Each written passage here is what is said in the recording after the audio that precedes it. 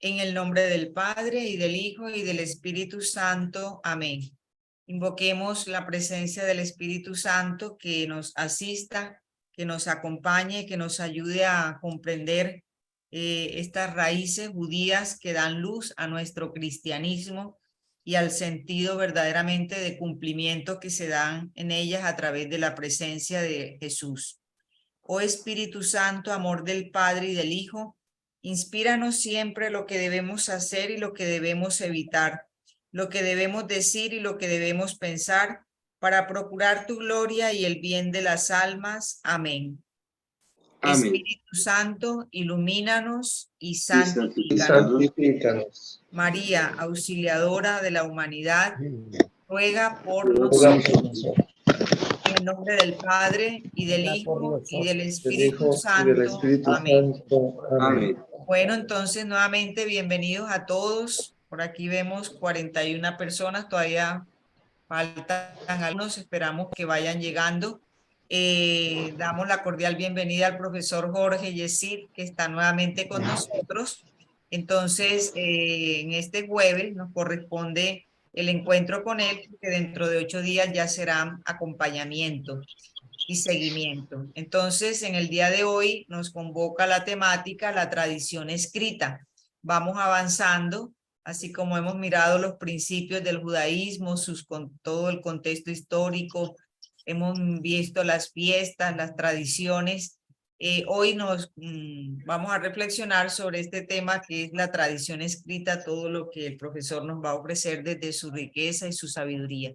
Entonces, recuerdo una moción de orden de apagar los micrófonos, a no ser que vayamos a hacer una participación o vamos a alzar la mano, pero de resto vamos a tener esos micrófonos apagados para evitar interferencias. Entonces, bienvenidos a todos y profesor tiene la palabra. Gracias, Sor María del Socorro. ¿Me escuchan todos bien? Sí, señor. ¿Sí me escuchan? Listo, muy bien. Un saludo cordial. Escuchamos. Bueno, me alegra mucho saludarles y acompañarles en este espacio de construcción y de deconstrucción también, porque necesitamos, pues no digo aclarar solamente, sino entrar un poco más en este mundo de el Antiguo Testamento. Yo no diría casi solamente del judaísmo, sino comprender el Antiguo Testamento y comprender a partir de los textos, de las historias, de la teología, comprender el contexto del Nuevo Testamento.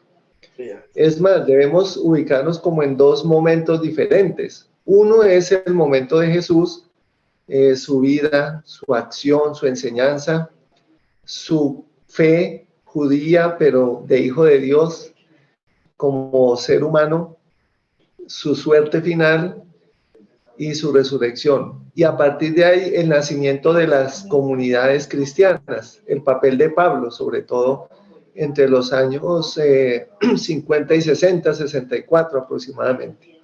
Y segundo, tener en cuenta la época en que se escribieron los evangelios, que fue después del año 70. No podemos negar que antes del año 70 ya existían algunas tradiciones escritas como memorias que guardaban esos momentos, esas vivencias, ese encuentro de las comunidades, de la gente, de los discípulos con Jesús, pero todavía no son el evangelio concreto, como se va a reafirmar en Marcos, capítulo de los primeros capítulos, que muestra la vida de Jesús en plena acción. El querigma, que son los últimos acontecimientos de la pasión, muerte y resurrección, que lo contienen en sinóptico los tres evangelios, pero también Juan, que parece que es de fuente diferente, ¿ven? Entonces, solo después del año 70 se escriben en concreto los evangelios, y eso nos da otra perspectiva. ¿Por qué? Porque ya la comunidad no está en Jerusalén, ya Jerusalén no existe a partir del 70. Entonces nosotros, claro, nos enfrascamos en pensar en Jerusalén y ya no existe.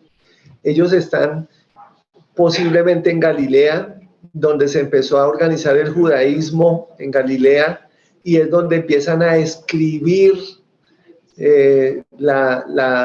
las tradiciones como las vamos a mencionar hoy.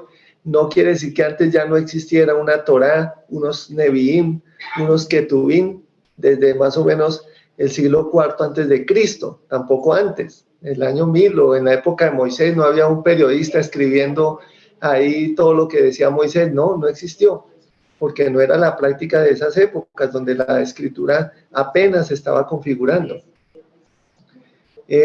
Entonces ellos vivían en ciudades romanas o grecorromanas, vivían en Antioquía, vivían en Éfeso, vivían en Asia Menor, vivían en Corinto, vivían en Roma, Macedonia, y allá tenían que enfrentar un imperio con su cultura, con sus disposiciones religiosas, ¿ven? Entonces esa es la imagen de Jesús, la que está en esas épocas.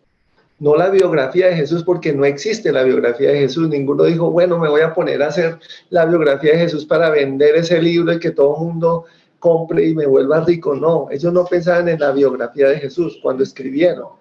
Pensaban era en el Jesús de las comunidades para esos contextos diferentes. ¿Ven? Entonces estamos hablando ya de segunda generación, que son aquellos testigos, o no testigos, mejor, aquellos que no conocieron a Jesús directamente, ¿sí? Como los discípulos, los apóstoles, sino aquellos que recibieron por testigos oculares información en las celebraciones, en la liturgia, en el querigma, o sea, la catequesis querigmática. Incluso quedé hablando con un colega esta semana, él decía, bueno, si nosotros hablamos de catequesis querigmática, ¿por qué no hablamos de catequesis de profundización de la fe a partir de las comunidades consolidadas, por ejemplo, Hechos de los Apóstoles? Y me pareció muy interesante. Por ejemplo, catequesis de la predicación, catequesis de la liturgia, etcétera. Y para los catequistas creo que es un buen tema. Él va a publicar, va a hacer una ponencia en un congreso de catequesis que están invitados a asistir. Es en el mes de abril, es virtual, entonces les enviaré el link con Sor María del Socorro. Entonces, el judaísmo está ahí. Pero para comenzar quisiera decirles como un añadido aparte que las comunidades primitivas tuvieron que separarse del judaísmo, ¿sí? Tuvieron que hacerlo. ¿Por qué? Pues porque ya no cabían en ese esquema fariseo después del año 70. No estoy mencionando antes, después del año 70. Y porque a ellos los quisieron excluir también. El judaísmo fariseo los excluyó. Pero también ellos tienen que generar una manera de verse, de identificarse ante el imperio romano. Por tanto, los evangelios no son solo antijudíos en cierto modo, o no se separan del judaísmo, sino que también tienen una lectura antirromana o antiimperial. Solo que nosotros no lo estudiamos, nosotros solo vemos lo religioso. También debemos ver lo político, lo económico en los evangelios. Sería bueno pensar más adelante un curso sobre Nuevo Testamento en esa línea. ¿Qué hay detrás de los textos que demuestre esa actitud de las comunidades en relación con el imperio? Porque no podían vivir igual. ¿Ven? Tercero, tienen que tomar una postura en relación con las escrituras, tanto las sagradas, que son el Antiguo Testamento, que nosotros lo llamamos así, ahora les hablaré un poco más, pero también aceptar nuevas escrituras, que para ellos no fue fácil. Aceptar las cartas de Pablo no fue fácil. Y hasta Pedro en su carta dice, es que Pablito escribe un poco enredado y algunos se confunden. Así lo dice la segunda carta de Pedro. ¿Ven? Entonces noten que fue una actitud de crecimiento. Y por último, ellos también tienen que tomar una postura de autoridad dentro de ellos mismos. Es decir, ¿cómo vamos a regirnos? ¿Cómo nos vamos a sostener? Y, por ejemplo, en Mateo, ¿cómo les parece que no hay autoridad? ¿Qué podemos hacer? No hay jefe, no hay mandamás, no lo hay. Eso es después, esos siglos después, cuando ya se configura una iglesia jerárquica, por así llamarla. Entonces, ¿cómo se regulan ellos? ¿Cómo se apoyan? ¿Cómo se sostienen? Pues todos tienen esa tarea. Recuerden el Evangelio esta semana, ¿cuántas veces debo perdonar a mi hermano? Eso es una forma de ejercer autoridad.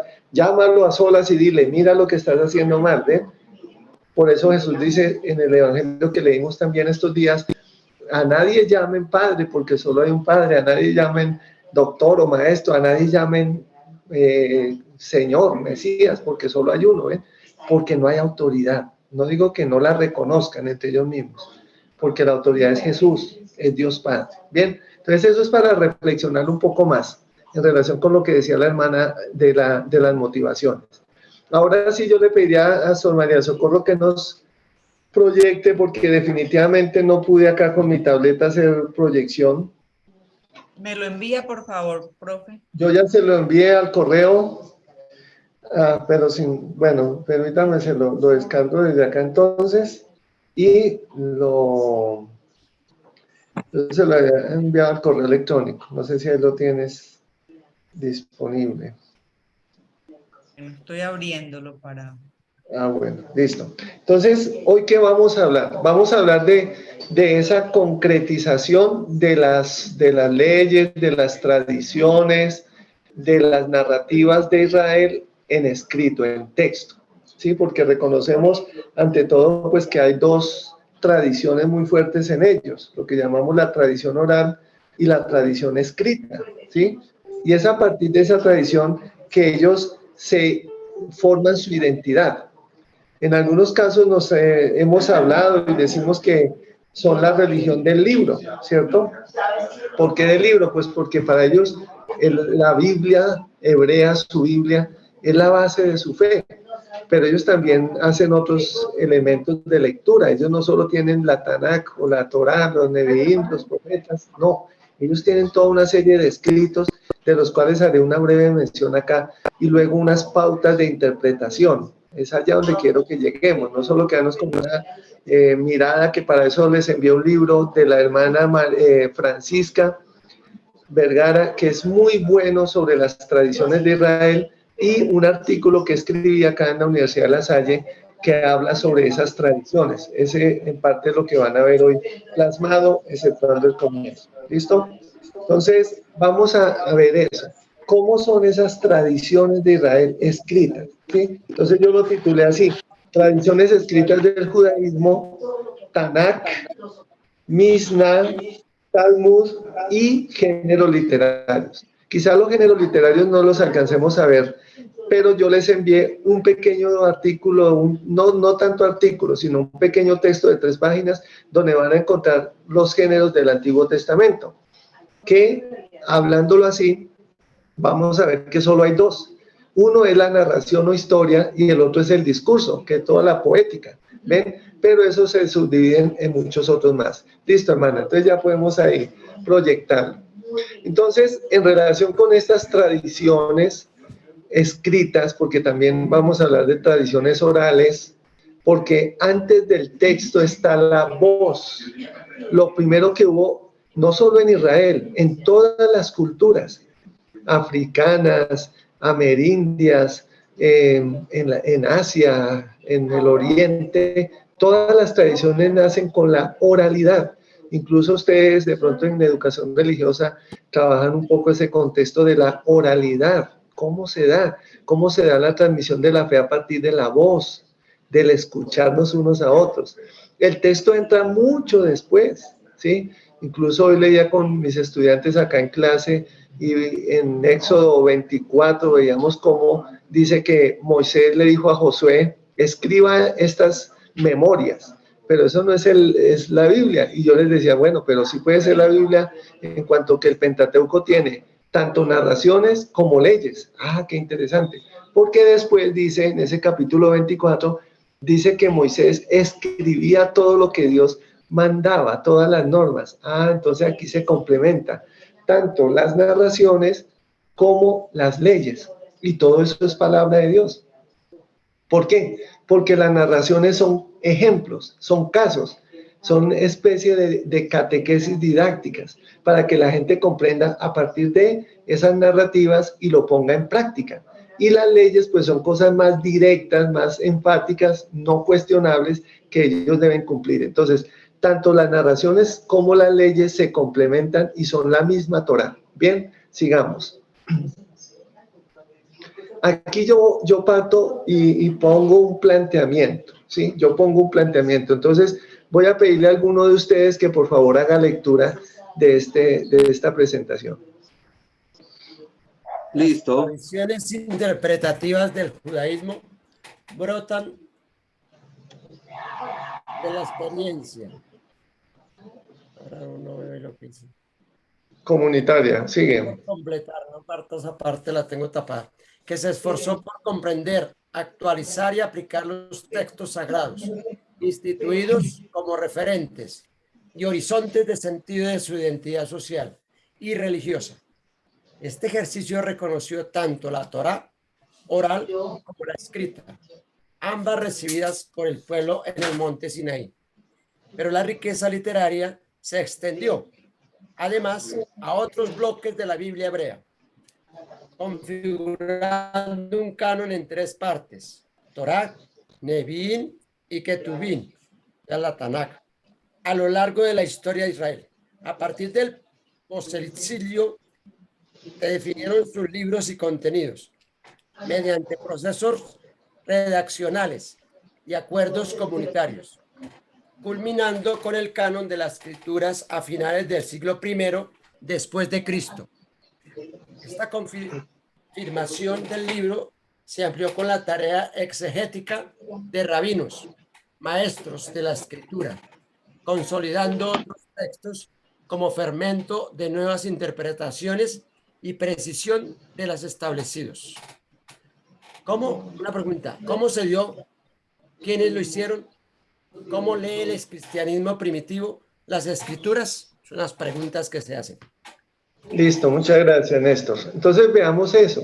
Es que son tradiciones interpretativas, es decir, la escritura que nosotros la conocemos o definimos como palabra de Dios también es una experiencia comunitaria. Yo insisto mucho en eso. No es individual, no es que yo estaba un día lanzando piedritas al aire o a la laguna o pescando o cortando árboles y de pronto Dios me dijo, escriba esa ley o viva esa experiencia o vívala y escríbala, ¿sí? No, son experiencias de comunidad, es decir, de un pueblo. Puede ser familias, clanes, porque primitivamente eran clanes, ni siquiera era la constitución familiar como la entendemos nosotros. ¿Y ellos qué hicieron? Yo pongo esos tres verbos: comprender, actualizar y aplicar sus textos sagrados, que se fueron dando poco a poco. Pongo siempre como ejemplo el Éxodo, el libro del Éxodo, como una metáfora del camino.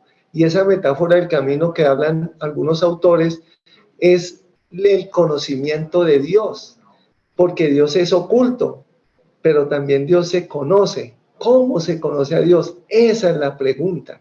¿Cómo puedo conocer a Dios? Pues lo conocemos gracias a esa ley, gracias a esas normas, gracias a esas vivencias de la fe que ellos dan. Pero ojo, eso no es solo religioso. Es decir, Israel no solo tiene una identidad religiosa, no, tiene una identidad social y religiosa a la vez.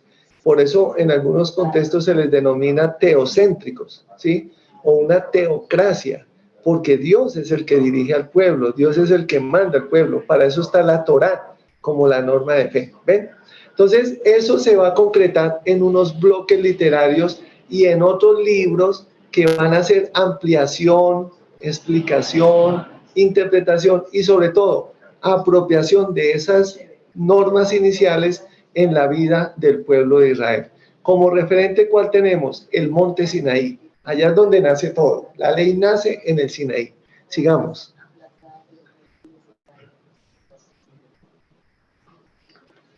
Bueno, entonces aquí vamos a hablar de las tres partes, ¿cierto? De las tres partes que les mencioné antes de la famosa Tanakh. Tanakh es para que memoricemos Torá, Nevi'im, Ketuvim. Ahí se nos desconfiguró desafortunadamente el término hebreo. ¿Qué es la ley? ¿Cierto? Yo les podría preguntar en este momento como un ejercicio, ¿qué es la ley para ustedes? ¿Qué es la Torá? Y podríamos decirlo con una sola palabra. Entonces vamos a hacer como una lluvia de ideas. Una sola palabra. Para ti, ¿qué es la ley? Una sola palabra. ¿Quién quiere hablar? O escríbanlo todos, mejor. Vamos a escribirlo. ¿Qué es la ley? Norma. Principio. Principio, mandamiento, organización, precepto. Lineamientos. Palabra, lineamientos, perfecto. ¿Qué más? Autoridad. Mandato, regla. ¿Cuál, qué dijiste? Oportunidad. Dijo Autoridad. autoridad. Listo. Bueno, cumplimiento, ruta. ¿Ven? Hay muchas definiciones y todas son válidas. Camino, ese Guía. término muy hermoso. Pacto, guía. Guía. ¿Ven? Eso. Entonces, la Torah no tiene una sola definición. Sí, viene de un verbo que es el verbo yará, que significa guiar, caminar, enseñar. ¿Sí? Son muchos sinónimos. Si quieren tomar un ejemplo, tomen el Salmo 119, vida. En el Salmo 119, todos los adjetivos que se utilizan o sustantivos son ley, son Torah.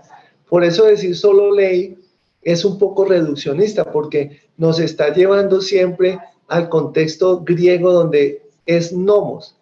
Ley se traduce por nomos, o el verbo yará, Torah, sustantivo, código, se transforma en nomos. Y la nomos es algo cerrado, ¿ven? Es un código, es un conjunto de leyes, como acaban de escribirlo acá. Entonces hay que superar ese concepto, hay que superar el concepto solamente de códigos o de leyes como tales. ¿Qué es lo que tenemos acá? Primero tenemos un contexto. Vuelvo y le repito, no lo olvidemos. El contexto siempre va a ser el monte Sinaí, porque es ahí el lugar privilegiado, el lugar fundacional donde se recibe la ley. Por eso hablamos de un pacto sinaítico. ¿Ven cómo es interesante? Es el pacto sinaítico. Y eso es una forma, en este caso, de alianza. En el Sinaí se hace una alianza, pero esa alianza tiene unas características. Dios es el Señor. Es una alianza al estilo de los imperios hititas, persa, donde hay un rey y hay unos súbditos. El rey manda y los súbditos obedecen. Entonces, esa podríamos decir que es una alianza vertical, pero no en todos los casos es igual. Si nosotros leemos Génesis, donde está en el capítulo 15 y 17, sobre todo el 15, ahí hay otra alianza, y es la de Dios con Abraham. Y esa alianza no es vertical, es horizontal. ¿Ven? ¿Por qué? Porque muestra otra manera de Dios relacionarse con el hombre, de manera horizontal. Uy, qué escándalo, ¿cómo así que Dios es un tú a tú con el hombre? ¿Sí? Y si lo vemos también en Éxodo 33, Dios hablaba con Moisés cara a cara, como un amigo habla con otro amigo. Ay, ¿cómo así? ¿Qué atrevimiento? Ahí está escrito. ¿Ven? Porque no es la única forma de alianza, pero es la que privilegia el pueblo de Israel, porque ellos después van a optar por la monarquía, donde el rey es el representante de Dios y el pueblo tiene que obedecer a Dios. ¿Ven? Esa es la imagen que tenemos de la época. También hay una alianza con Noé, donde hay unos símbolos representativos, el arco iris, el comer la carne sin sangre, ¿ven? Salen unos preceptos. Entonces, en algunos contextos podríamos decir que esa ley, aquí está en Éxodo 21, tenemos el decálogo, ¿cierto? Lo que llamamos las 10 palabras, que son fijas. Dios las comunica por medio de Moisés al pueblo, pero en Éxodo 20 hay algo curioso, que el que habla es Dios, ¿sí? Pero luego no es Moisés el que hace, sí, pero casualmente la única palabra o el único mensaje que hace Dios directamente al pueblo es el decálogo. Alguien que busque Éxodo capítulo 20, versículos 1 y 2 o 3, hasta el 3 para comenzar, por favor. Dios habló y dijo todas estas palabras. Yo soy el Señor tu Dios, que te sacó de Egipto, donde eras esclavo. Eso. ¿Quién habla ahí?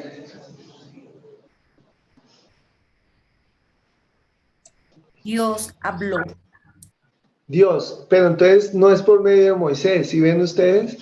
Eso es muy valioso. Eso es muy valioso.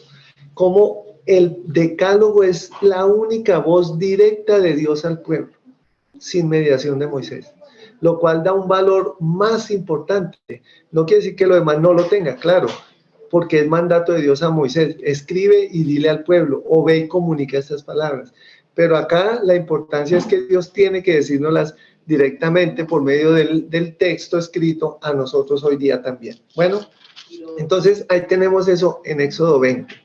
Luego en Éxodo 24 se escriben. Alguien que lea por favor Éxodo 24, versículos 3 al 8. ¿Quién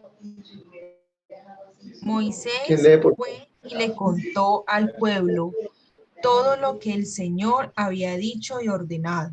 Y todos a una sola voz contestaron: haremos todo lo que el Señor ha ordenado.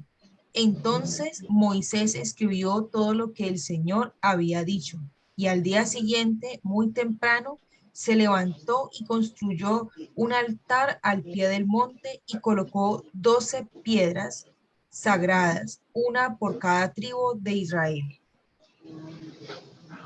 Sigue. Luego mandó a unos jóvenes israelitas que mataran toros y los ofrecieran al Señor como holocaustos y sacrificios de reconciliación. ¿Sigo? Sí. Moisés tomó la mitad de la sangre y la echó en unos tazones, y la otra mitad la roció sobre el altar. Después tomó el libro de la alianza y se lo leyó al pueblo, y ellos dijeron: pondremos toda nuestra atención en hacer lo que el Señor ha ordenado.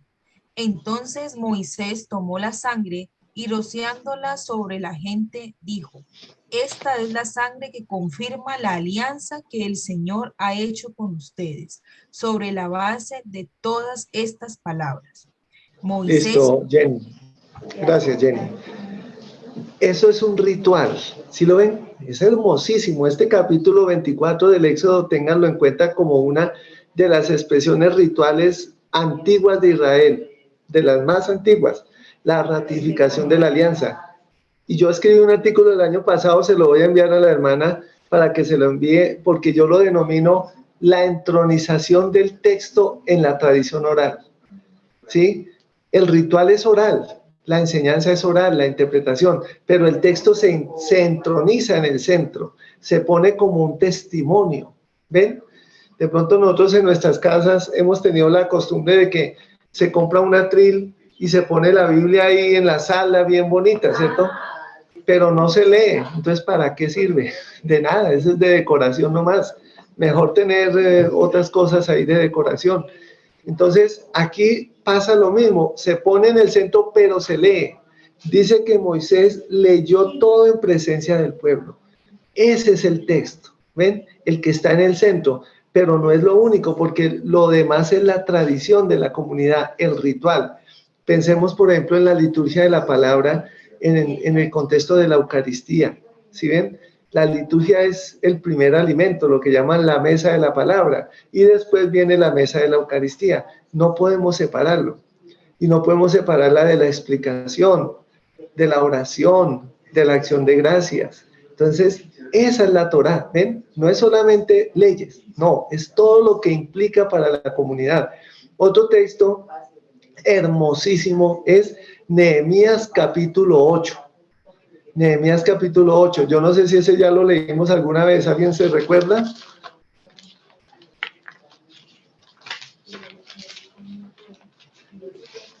Si lo hemos leído, creo que no, ¿cierto? ¿No lo tienen anotado por ahí?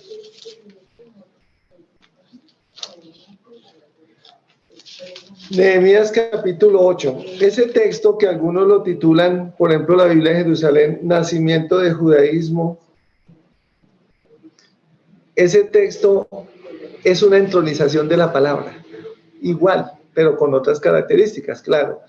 Hay una comida, está Esdras, hay unas personas a su lado, hay otras que explican, interpretan la palabra, la gente llora, la gente se emociona. Esa es la palabra.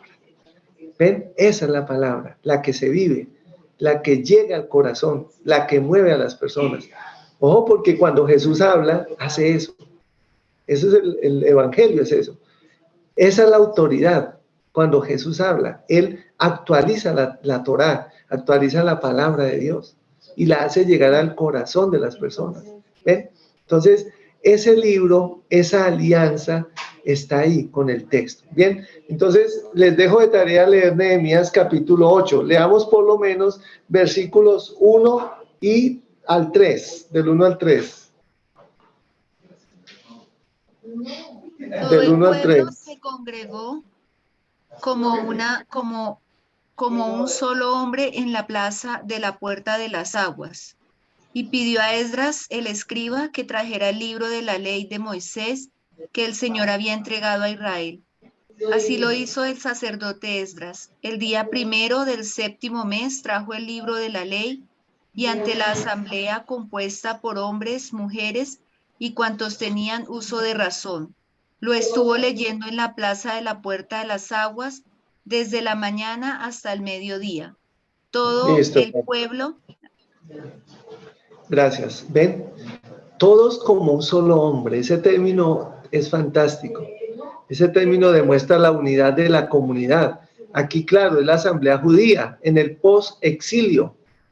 Pero eso se remonta al Éxodo, o sea, se pone en la época del Éxodo, como cuando nace el texto allá, podríamos conectar esos dos textos. Entonces, noten cómo en la tradición escrita se quiere mostrar cómo el texto adquiere valor y centralidad, ¿sí?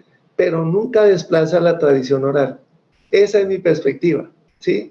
Y les invito a leerla en ese pequeño texto que les voy a enviar con la hermana.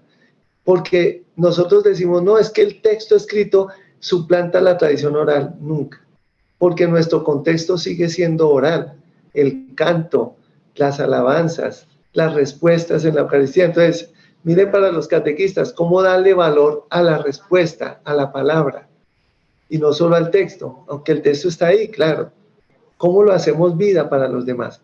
Y segundo, también cómo para Israel esa centralidad del texto se va reflejando en la praxis, por ejemplo, de los profetas, por eso se llama Neviim, y de los escritos, hasta llegar a los libros sapienciales. Bien, entonces miren que Israel, eso se vuelve a renovar. En el capítulo 34 del Éxodo, de nuevo, vamos a tener esa perspectiva de actualización. ¿Por qué? Pues porque recuerden que el pueblo desobedece la ley. En el Éxodo 32, con lo del becerro de oro, porque quieren representar a Dios. Acuérdense que yo les dije, Dios es ausente, Dios no tiene rostro en el judaísmo, y el rostro de Dios es Jesús, Nuevo Testamento, en el Evangelio de Juan, en la última cena.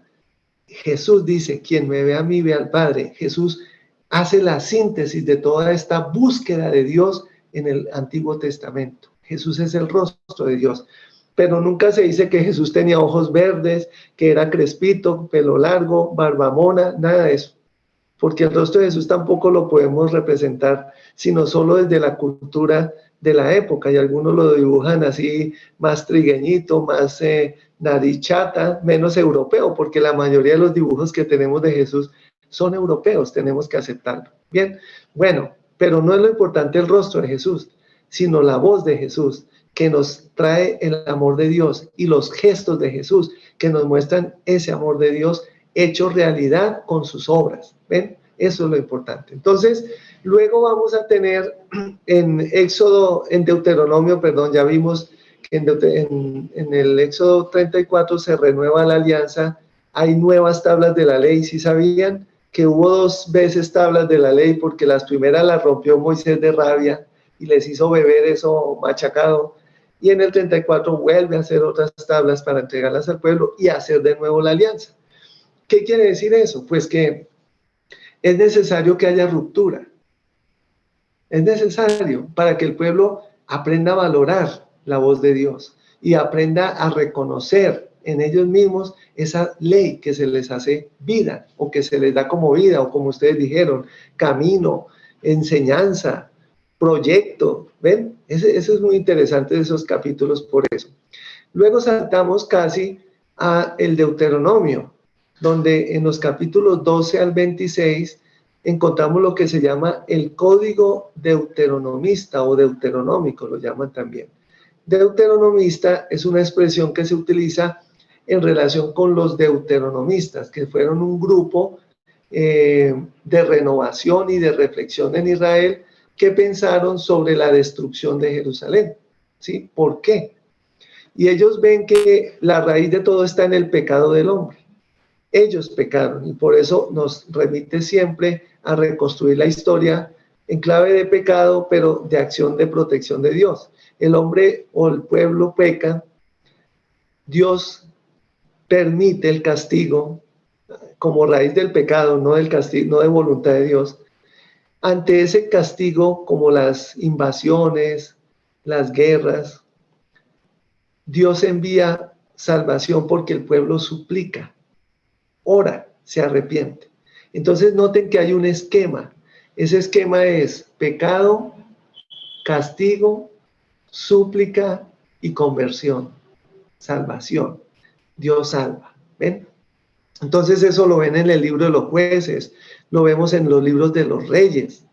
Ese es el esquema deuteronomista.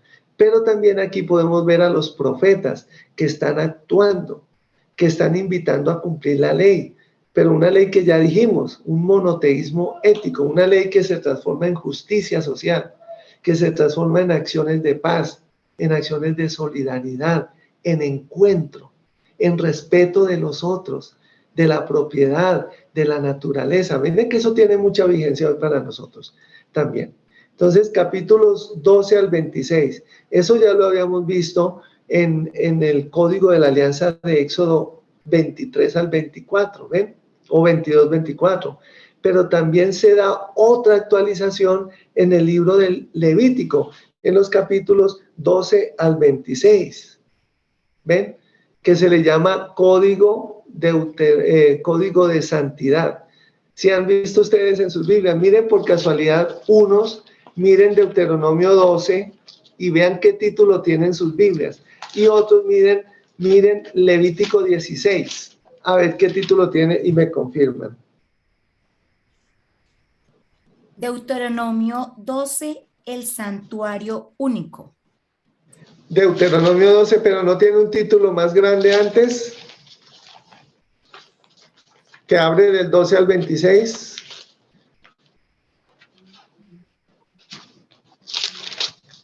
Sí, profe, leyes acerca del culto. ¿Será ese? Eso, en Deuteronomio. Deuteronomio 12, leyes acerca del culto, y empiezan otros subtítulos a su vez, y hasta el Eso. 26 empiezan puras normas con respecto a muchas cosas relacionadas con el pueblo. Ese es el código deuteronómico, que son leyes deuteronomistas, de actualización, de vivencia en comunidad, de compromiso social. Es como pensar nuestra constitución política. Y ya miraron en Levítico 19, ¿qué dice? 16, perdón, ¿cómo comienza? El gran título. El gran día de la expiación. Comienza con el día de la expiación, que es en el capítulo 16. Y en el 17, ¿qué dice? La ley de santidad. Eso, ley de santidad. ¿Y por qué se le llama ley de santidad? Porque es una actualización del decálogo, de las 10 palabras, pero desde la perspectiva sacerdotal. Y porque hay una frasecita hermosísima que se repite todas las veces: sean santos porque yo, su Dios, soy santo. Claro que eso Jesús nos lo ayuda a masticar un poquito, cuando en el Evangelio dice: sean santos o sean perfectos como su Padre es perfecto. Y uno dice: ay, Dios mío, ¿en qué consiste la perfección? No vuelvo a mirar televisión, no vuelvo a salir a la calle, no me vuelvo a tomar un vinito.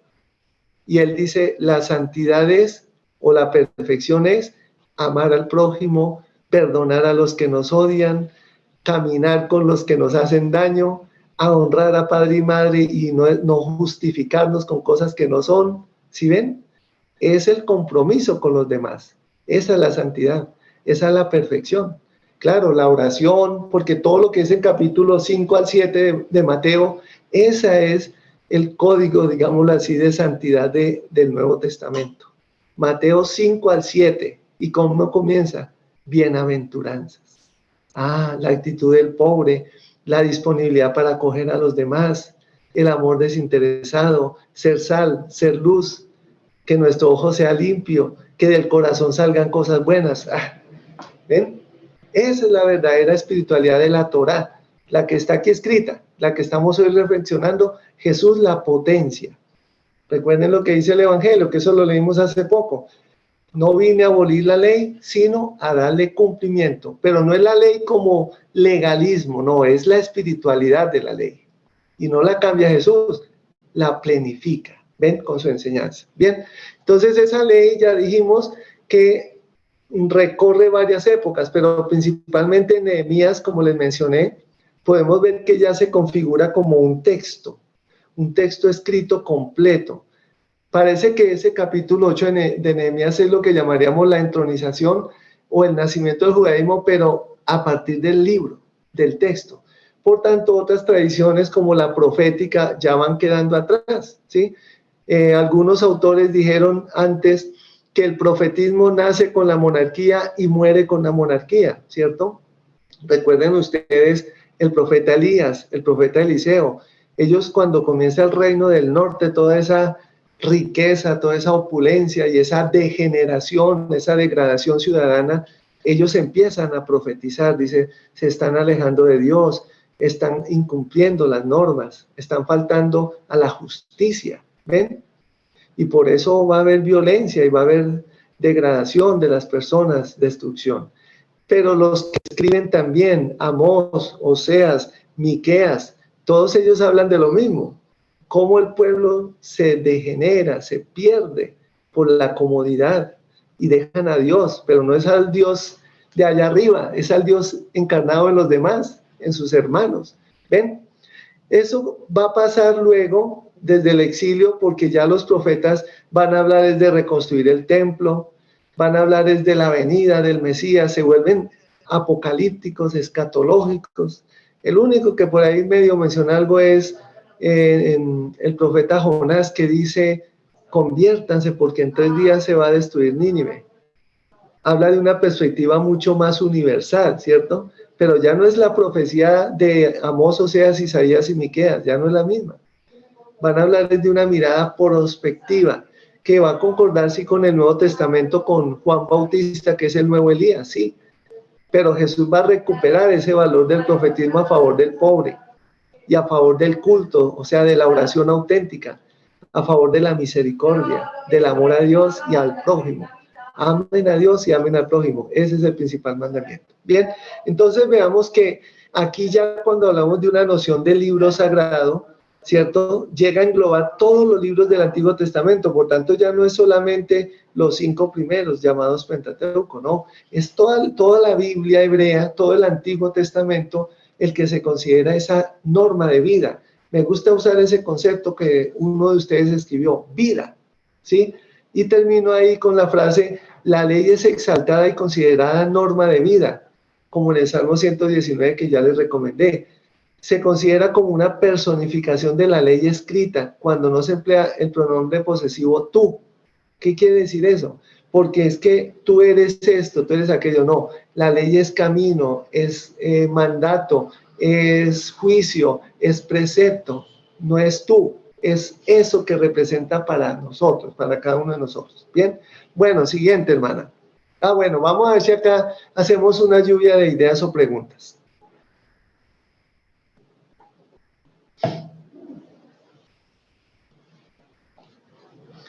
¿Alguien tiene algún comentario?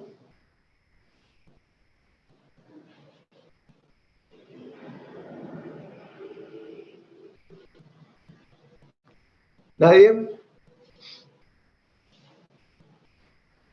Bueno, entonces vamos a seguir. ¿Me escuchan? Sí, profesor. Sí, profe. Me quedé como quieto. Entonces, ¿nadie tiene un comentario o pregunta? No. Bueno, yo creo que todo esto también les va dando un poco de ideas para el texto del Nuevo Testamento, ¿cierto, hermana? Para ir actualizando un poco. Bien, entonces la segunda parte se le llama profetas. También se nos desconfiguró. Son los Neviim, ¿cierto?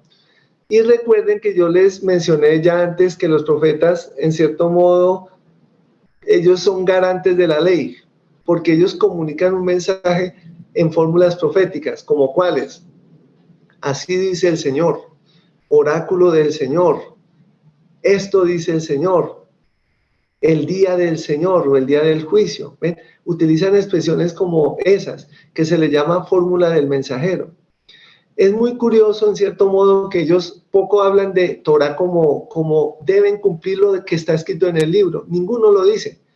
Del único que se habla de un libro es Jeremías, que escribió lo que Dios le mandó escribir, y después se lo rompió el rey, ¿cierto? Y de resto, Baruch volvió a reescribir las profecías de Jeremías, pero ninguno dice, vivan lo que dice el libro de la ley, ninguno. ¿Qué pasa ahí? Pues porque ellos saben que no es solo el libro, es todo lo que implica la vivencia de la ley para ellos. Entonces los profetas en cierto modo se convierten en eso, en personas que ayudan a vivir la ley. Por eso yo les mencioné los que profesan un monoteísmo ético, es decir, la convicción de tu fe en ese Dios único te lleva a ser solidario, a ser justo, a ser honesto, a ser responsable, todo lo que hoy hablamos como ciudadanía. Por eso pensemos los alcances de la catequesis, de la educación religiosa. Desde hoy se está hablando mucho de eso. ¿Qué alcance civil, ciudadano tiene nuestra catequesis? No es solo ir a rezar, ya se aprendió en el Padre Nuestro, las oraciones, todo eso, ya puede hacer la primera comunión. No, no basta con eso, ¿cierto? Hay que pensar esa ciudadanía, y no solo somos nosotros, los católicos, no, es todo ser humano como hijo de Dios. Bien, pasemos al tercero. La siguiente.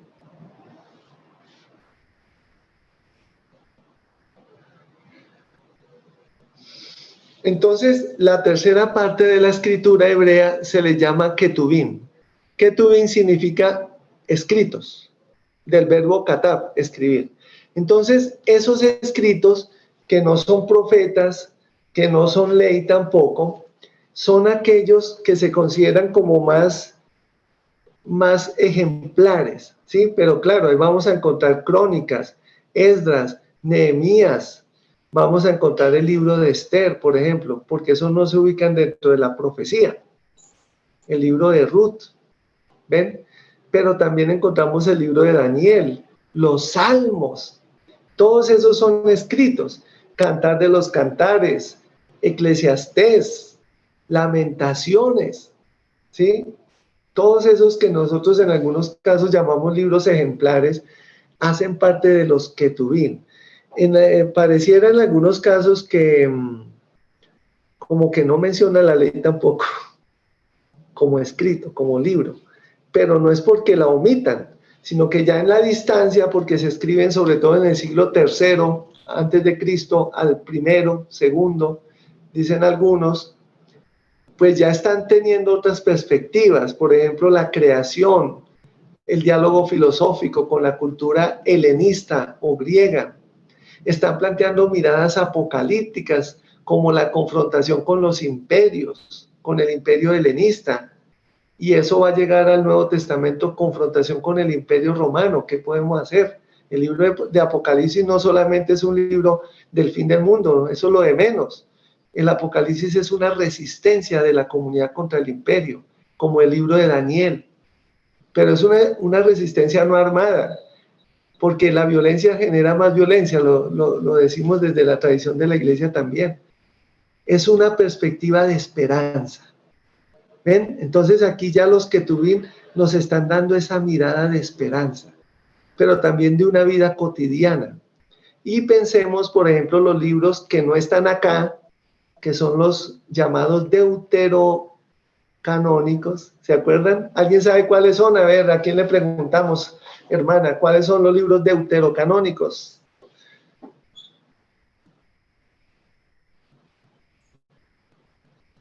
Creo que eran Nehemías.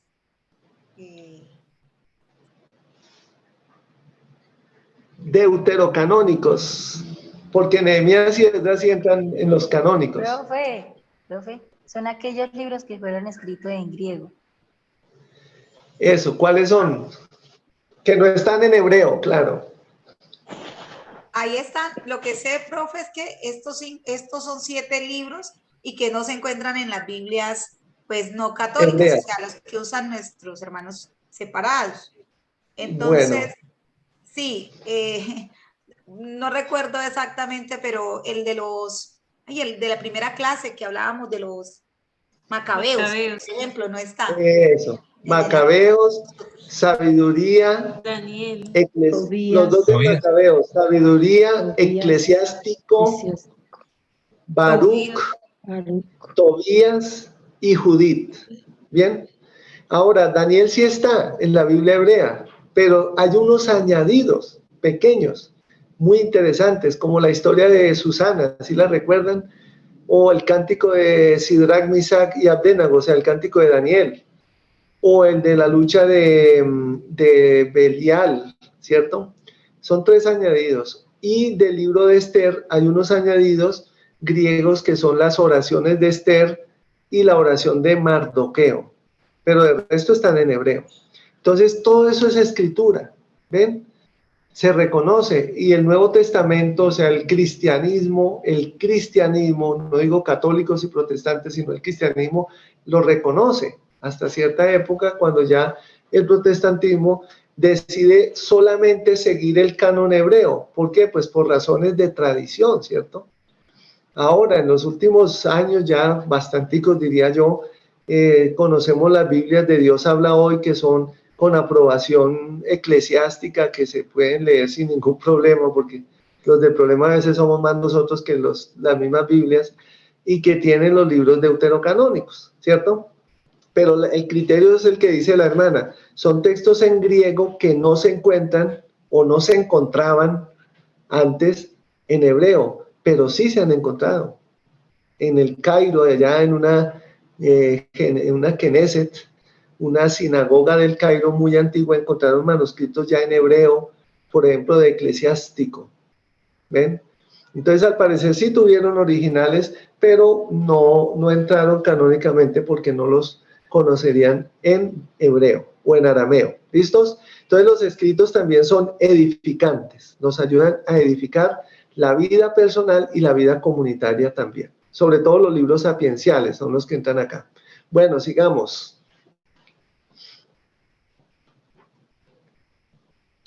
Listo. Entonces, ya pasamos, aquí vamos a pasar, bueno, vamos a detenernos un segundito antes. En el libro del Eclesiástico, que como dijeron ustedes, lo tenemos nosotros, pero en algunas Biblias no está, hay algo muy interesante. Dice que en su prólogo, porque tiene un prólogo introductorio, dice que la ley, los profetas y los escritos.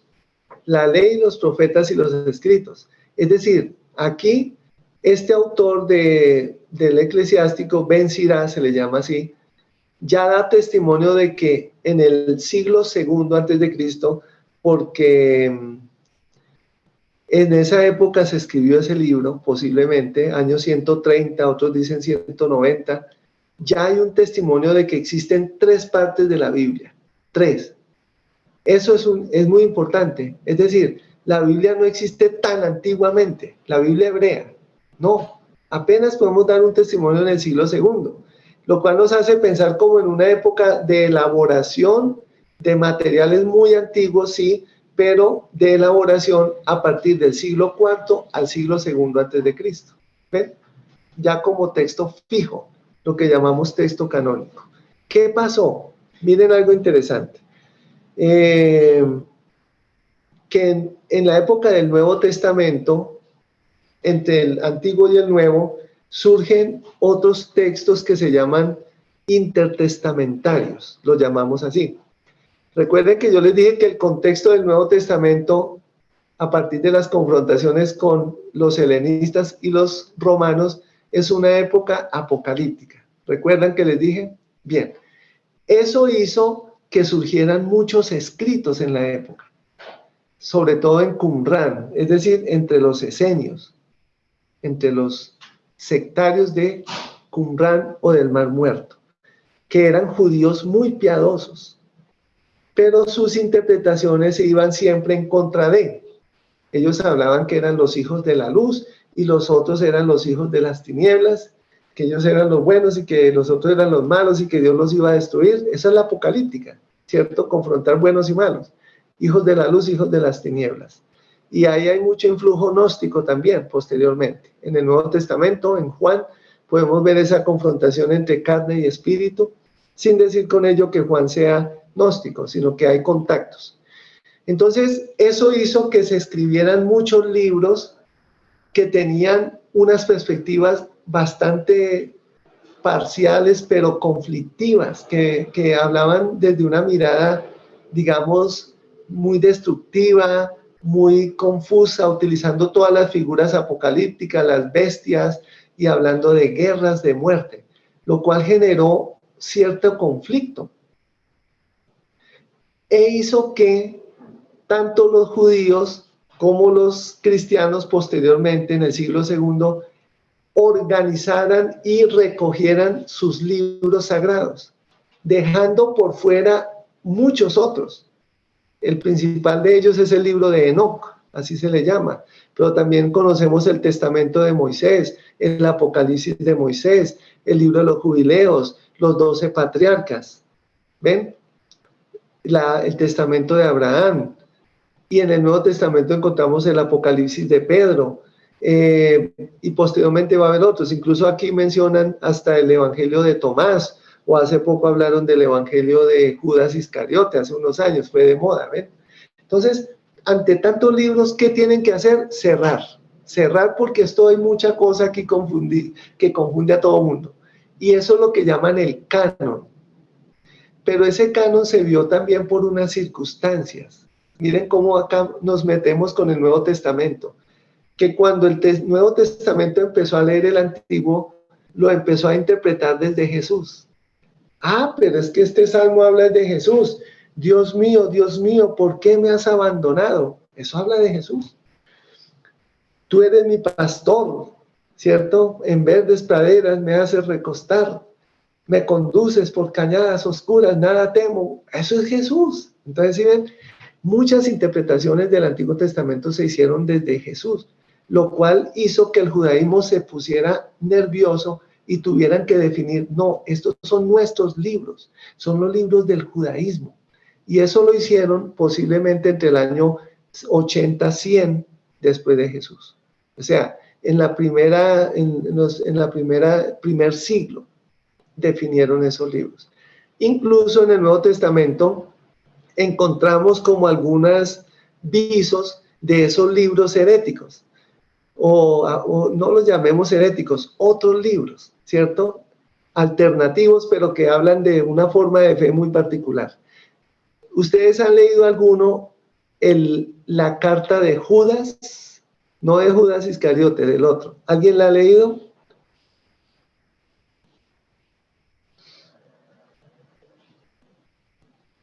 La carta de Judas. Nada, profe, no, yo no la he leído. Es la más Pero corta, sí, ¿no? sí saben que existe, ¿cierto? Sí, señor. Sí, señor. Esa carta de Judas es chéverísima porque nos muestra cómo ahí usan libros apócrifos. Uy, en la Biblia se nos metieron libros apócrifos. Es más, hasta les puedo decir que, aunque no lo he estudiado mucho porque el tiempo no me lo ha dado todavía, algunos autores están viendo que en los libros, en los evangelios, hay muchas conexiones con muchos de estos libros, que incluso más claras que con el Antiguo Testamento. No estoy diciendo con ello pues que sea también el Nuevo Testamento herético, sino que hay muchos contactos, y esos contactos son válidos. ¿Por qué? Pues porque en la época circulaban todos esos textos, eran reconocidos. Solo después, como les acabo de explicar, fueron, digamos, prohibidos, o más bien no entraron en esa lectura canónica. Bueno, venga a ver que se me perdió la carta de Judas. ¿Qué hay en la carta de Judas? Algo muy interesante.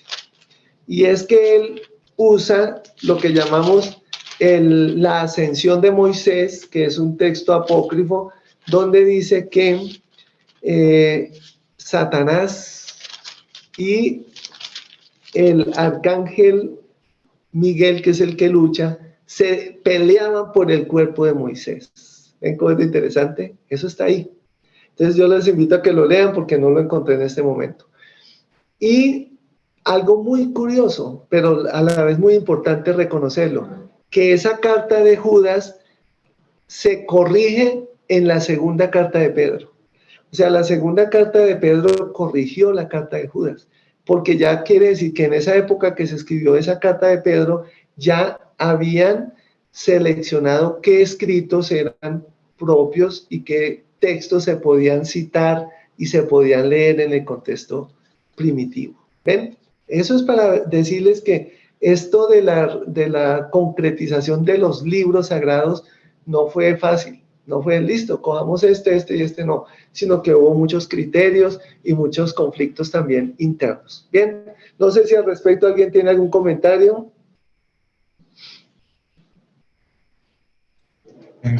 Buenas noches, profesor. Habla Juan Guillermo. Sí, Juan Guillermo, cuéntanos. Yo tengo una pregunta. Sí. ¿Qué relación tienen los profetas en el contexto de la comunicación oral con los padres de la iglesia en el Nuevo Testamento? Los padres de la iglesia no corresponden al Nuevo Testamento, ¿cierto? Con respecto pues a los textos, o sea, se me fue con respecto a que pues a la misión de los profetas que generan ese contexto oral, ¿qué relación tiene qué podría conectar esa misión de los profetas con lo que plantean los padres de la iglesia en el contexto de la lectura oral, como los estaba planteando acá el Bien. tema de hoy? También Bueno, mira, yo lo que veo es algo interesante ahí. El profetismo bíblico no es un profetismo institucional en el contexto de decir es que tenemos que hacer cumplir este libro y eso, como les he dicho. Más bien es un profetismo vocacional, es decir, Dios los inspira para hablar, ¿cierto? Aquí no es que usted fulanito tiene buena formación, usted es de tal familia, usted es de los sacerdotes, usted hable, no. Son gente de todo, campesinos, agricultores, cultos, sacerdotes, y todos tienen vocación para hablar. Eso es importante. Ahora, que son conocedores de Dios, sí, porque tienen experiencia de Dios. Eso es lo que los hace profetas. La vocación, el llamado de Dios, la relación con Dios. En el Nuevo Testamento hay un término usado y es profetas. Incluso en Gálatas se habla de los carismas. Eso no solo se habla en la carta a los Corintios, capítulo 12, primera carta, sino que también en Gálatas se reconoce que hay un don o un carisma que es el de la profecía. Y de pronto lo hemos entendido un poco mal en cuanto a que decimos la profecía es anunciar lo que va a llegar, es adelantarnos al futuro. No, la profecía es más bien hacer análisis de lo que ha pasado, del pasado hasta hoy, y ver qué va a suceder a partir de ese análisis. Hoy yo les pongo como ejemplo que los profetas son analistas políticos. Se han visto que cuando hay elecciones y eso invitan en los noticieros a 4 o 5, les dicen cuál es su aporte, cuál es su opinión, qué piensa usted. Esos eran los profetas en la época, analistas de la situación, claro, desde la fe, no desde la política como tal, pero la conocían. En cambio, en el Nuevo Testamento, esos profetas son los que hacen el primer anuncio. Es decir, son los que anuncian el querigma, los que hablan de la muerte y resurrección de Jesús en las comunidades, o sea, en los que no conocen a Jesús. Son los que se encargan de ir por todas partes anunciándolo. Entonces, al llegar los profetas a estas regiones, pueblos, lugares, aldeas, ellos allí se ubican con las comunidades, lo que hacía Pablo, y la gente que empieza a reunirse, no pensemos en 500, 1000, 2000, no, 25 personas, 2 familias, una familia. Como son familias romanas, ojo que aquí cambia la cosa, una familia romana no era solo el papá, mamá y los hijos, entran también los criados, porque era extensa esa familia. ¿Ven? Ellos se convierten, se aceptan la fe mejor, aceptan la fe. Acuérdense del centurión de Hechos de los Apóstoles. Entonces, cuando los profetas convocan y forman una comunidad, terminan su misión y se van. Pero en la comunidad nueva dejan nombradas personas que son los que se van a encargar de liderarla. Y a esa comunidad o desde esa comunidad surgen maestros, como Pablo en Hechos de los Apóstoles. Yo les recomiendo que pongan mucha atención a Hechos de los Apóstoles en Pascua y vean cómo es la iglesia, cómo nace de verdad la iglesia, cómo se fomenta, crece, cómo se ayuda y cómo tiene crisis también. Entonces esos maestros ya van a enseñar la comunidad. Entonces ya ahí nace después los ministerios, los servicios y eso, ¿ves? Entonces de pronto la idea de profeta, como la entendemos que hay que anunciar y denunciar, pues sí es válida, pero desde el Antiguo Testamento tiene esa perspectiva, pero en el Nuevo no. En el Nuevo el profeta es aquel que hace el primer anuncio de Jesús muerto y resucitado y forma una comunidad, y luego esa comunidad ya forma sus líderes, sus maestros, sus gobiernos y todo eso según los carismas de Pablo, ¿ves? Ya después los padres de la iglesia, ellos se encargan es de interpretar la escritura y de hablar de espiritualidad, porque ellos lo que van a hacer es la lectura espiritual de la Biblia. Alegorías, se le llama lectura alegórica. Es que el sacrificio de Isaac es una imagen clara de cómo Dios Padre sacrificó a su Hijo Jesús en la cruz para la salvación nuestra, ¿ven? Casi todos los padres de la iglesia, estoy hablando desde el siglo II hasta el siglo VII aproximadamente, ellos hacen alegoría, lectura espiritual del texto, porque quieren llevarnos a las verdades salvíficas. Entonces, si ves, son dos momentos diferentes ya desde el Nuevo Testamento hacia la patrística, y ya después vienen los padres de la iglesia de la época medieval a constituir los 4 sentidos de la escritura. Entonces ya empiezan a organizar la escritura como sentidos: sentido histórico, lo textual; sentido alegórico, verdades de Cristo que nos muestran los textos y están ocultas; sentido moral, se le llama también anagógico; y sentido escatológico, es decir, cómo los textos nos llevan a la salvación, ¿ves? Entonces eso es una tarea muy amplia, y eso ya es para otro tema que vale la pena profundizarlo. ¿Bien? ¿Te parece así, Juan Guillermo? Muy amable, profesor, muy clara la orientación. Bueno, son varios temas ahí interesantes, de verdad que se pueden trabajar. Incluso ahora en la Minuto se va a iniciar un diplomado sobre Biblia y Lección Divina, y se van a trabajar un poco esos temas. Si alguien quiere profundizarlos, inicia creo que la próxima semana también. Bueno, entonces, después de estos libros, en el siglo II, comienza lo que llamamos una producción de afirmación de los libros, ¿cierto? Entonces, lo que era la Tanakh, es decir, la Torá, los profetas y los escritos, resulta que en ese contexto no tenían vocales. ¿Por qué? Porque el lenguaje hebreo es sin vocales. Eso es algo muy interesantísimo. El árabe también, todo lo que son las familias semíticas, no tiene vocales. Entonces, con una palabra hebrea sin vocales, se corre el riesgo de hacer lecturas diferentes. Y eso es lo más interesante, no crea que no es un error, es muy interesante. Yo pongo solo un ejemplo que hay en el libro de los Números, ¿sí?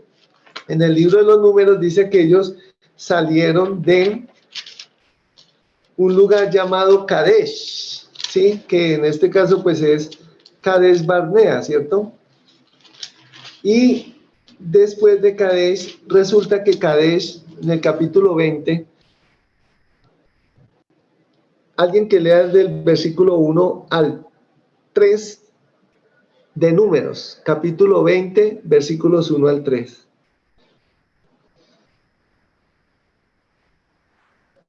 Los israelitas, toda la comunidad, llegaron al desierto de Sin el mes primero, y se quedó todo el pueblo en Cadés. Allí murió María y allí la enterraron. No había agua para la comunidad, por lo que se amontinaron contra Moisés y contra Aarón. El pueblo protestó contra Moisés, diciéndole: ojalá hubiéramos perecido igual que perecieron nuestros hermanos delante de Yahvé. Entonces murmuraron. ¿cómo les parece a ustedes que la palabra Kadesh tiene dos significados con vocales diferentes? Una es la palabra Kodesh, que significa santo o santidad, pero otra, la palabra, en este caso como está Kadesh, significa prostitución. ¿Ven? La misma palabra con diferentes vocales, lo cual muestra esa posibilidad de interpretación, no sé si errónea, sino más bien amplia, ya que los judíos utilizan esas diferentes vocales para interpretar el texto. Entonces, aquí es intencionalmente diciendo que el pueblo, en lugar de ser santo, es un pueblo desviado de Dios. Es un pueblo que se queja contra Dios. ¿Notan lo interesante? En lugar de ser Kodesh, santo, es Kadesh. ¿Ven? Se desvía de Dios. Entonces, ellos empiezan una gran tarea, y esa tarea se llama la Torah, el texto masorético, así se le llama, texto masorético. Ellos empiezan a ponerle vocales a todas las palabras e inventar unos signos de acentos, de tildes, unos signos de puntuación que no existían. Esa tarea la empiezan a hacer, o la hicieron realmente, en Tiberíades, es decir, junto al lago de Galilea. ¿Ven? Por tanto, es muy curioso, porque el judaísmo de Jerusalén criticaba al judaísmo de Galilea. Esos son paganos, son gentiles. Mentiras. Allá fueron a parar después de la destrucción de Jerusalén. Allá llegaron, a Tiberíades, a Séforis, y quizá más al norte en las montañas de Galilea. Y le pusieron vocales, y eso es lo que nosotros conocemos, escríbanlo porque alguna vez se lo van a mencionar, texto masorético, texto masorético. Pero a la par que hicieron el texto masorético, es decir, no lo hicieron, le pusieron vocales al texto hebreo original, consonántico, ellos escribieron la Torá oral, que es la Misná, la Misná. Y esa Misná tiene mucho que ver con las leyes que yo les mencioné hace 8 días, halaquitas, y con las narraciones agaditas, es decir, con la interpretación de la ley como ley y de las narraciones también como parte de la ley. Bien, entonces esa Misná también la interpretaron en otro texto posterior llamado la Gemara, como lo tienen ahí escrito. Y ese conjunto, tanto de la Misná como de la Gemara, de esas interpretaciones, se le llama Talmud. Por eso el Talmud se le conoce como el otro libro. En el libro que les recomendé y van a tener en el subsidio de la hermana Francisca, ella amplía mucho más esto, ¿sí? Pero también pueden buscar otros textos más. Bien, entonces el Talmud es toda una tradición de muchos milenios, lo tomo de ella, y es de sabiduría judía. Hoy día todavía los judíos se rigen por la Misná y el Talmud, todavía. Para ellos su libro de consulta civil y religioso es la Misná. Pasemos y veamos algunos elementos.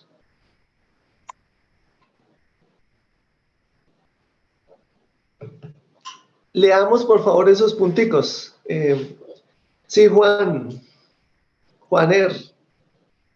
Había dos preguntas precisamente en la actividad número 2, estaban hablando creo que en el libro de los 73 sobre la Torá oral, y creo que el otro era, sí, creo que era la Torá oral, donde estaban hablando, y también en lo de el video que nos presentaron sobre la muchacha judía que decía cuáles eran los tipos de tradiciones judías que se estaban dando, que hablaba precisamente de la Misná como ley civil que se presenta después de la Torá escrita, cuando está la pelea entre Jesús, o sea, Jesús judío le está peleando a su pueblo, que están diciendo que no están siguiendo la ley de Dios por estar siguiendo la ley humana. La tradición oral, sí.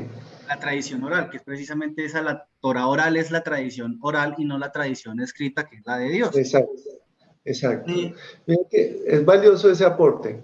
Sigue. Y entonces estaban diciendo que en el año 200 nace la Misná en como esa pelea entre esos nuevos judíos cristianos, o esos cristianos que eran judíos, que estaban siguiendo ya la relación, si tengo entendido bien, de la relación de la Torah oral, pero la de Jesucristo como tal, sí, porque estábamos hablando en el otro libro que es, Jesús habla con un rabino, creo que es el otro, en el capítulo 3, creo que está diciendo que no vengo a obligarlos a ir en contra de la palabra de Dios, ni vengo en contra de los profetas, sino que vengo a hacer cumplir la ley. Precisamente lo que viene a hacer Jesús es hacer cumplir la ley escrita, no la de la Torah, hablar o la Torah oral, sino la ley escrita como tal. Entonces se presenta la Misná como a ver si entiendo bien, como esa parte que de repente le dicen, no somos el Nuevo Testamento, pero esto es parte de nuestra historia, esto es lo propio civil de nosotros. Esto es lo que vamos a aceptar de ahora en adelante en la Misná, es lo que ya se ha aceptado después de la deliberación entre nosotros de la Torah oral. Es decir, a partir de la Torah escrita, nosotros deliberamos y entendemos, o sea, porque lo que entiendo también es eso, que lo que hacían ellos con la Torah oral era como deliberar qué tradiciones humanas se iban a aceptar y cuáles no. ¿Sí es así?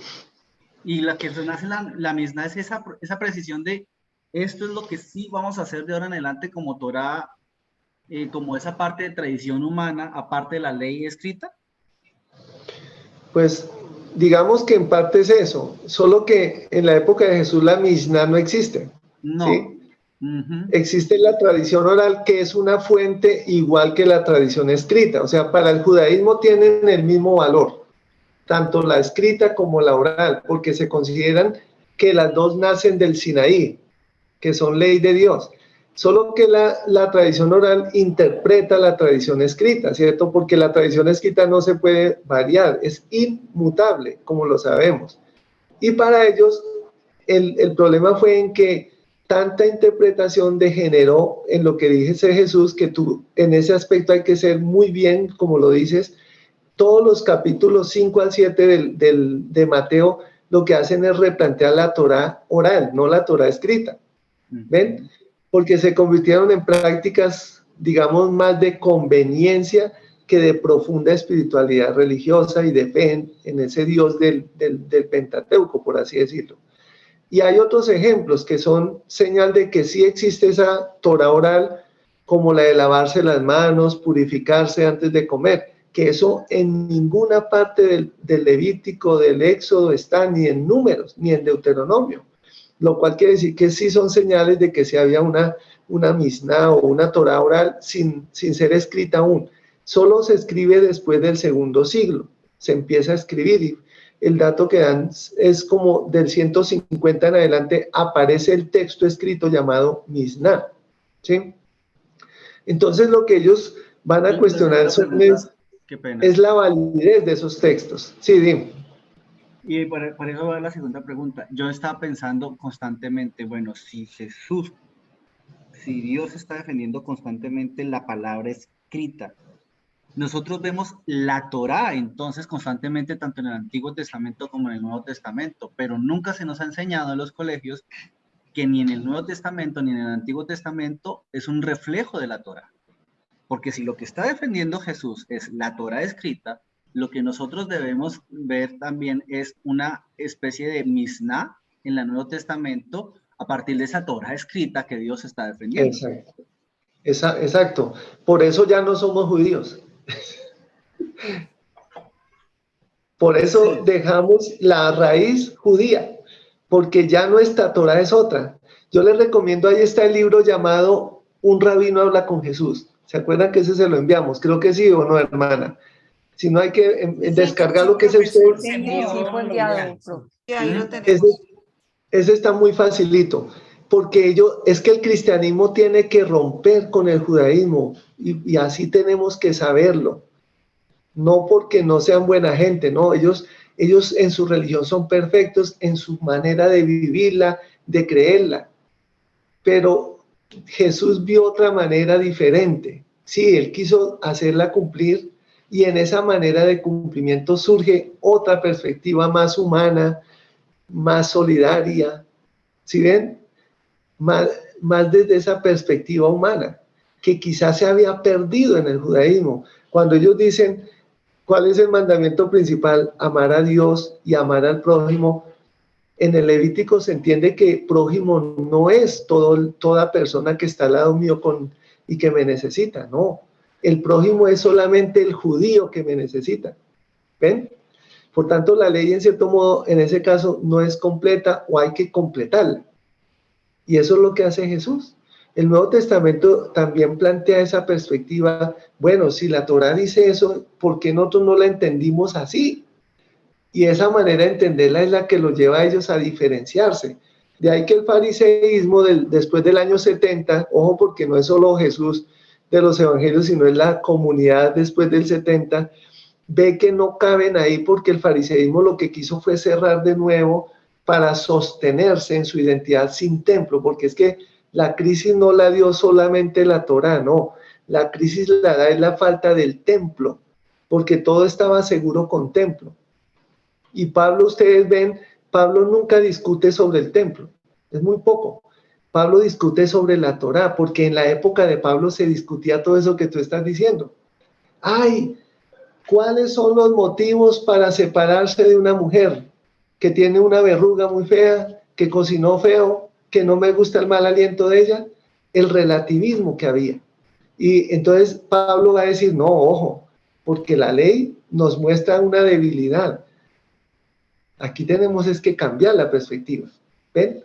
Y él discute la Torá. En cambio, los evangelios, si ustedes lo ven, aunque discuten la Torá en Mateo sobre todo, el tema central es el templo. Lo que quieren decirnos es que ya no hay templo. Miren el Evangelio de Juan, la samaritana. La samaritana es duro porque Jesús dice, mire, ni acá ni allá se va a rendir culto a Dios. ¿Para qué un templo? Sino que el culto a Dios se debe dar en espíritu y en verdad.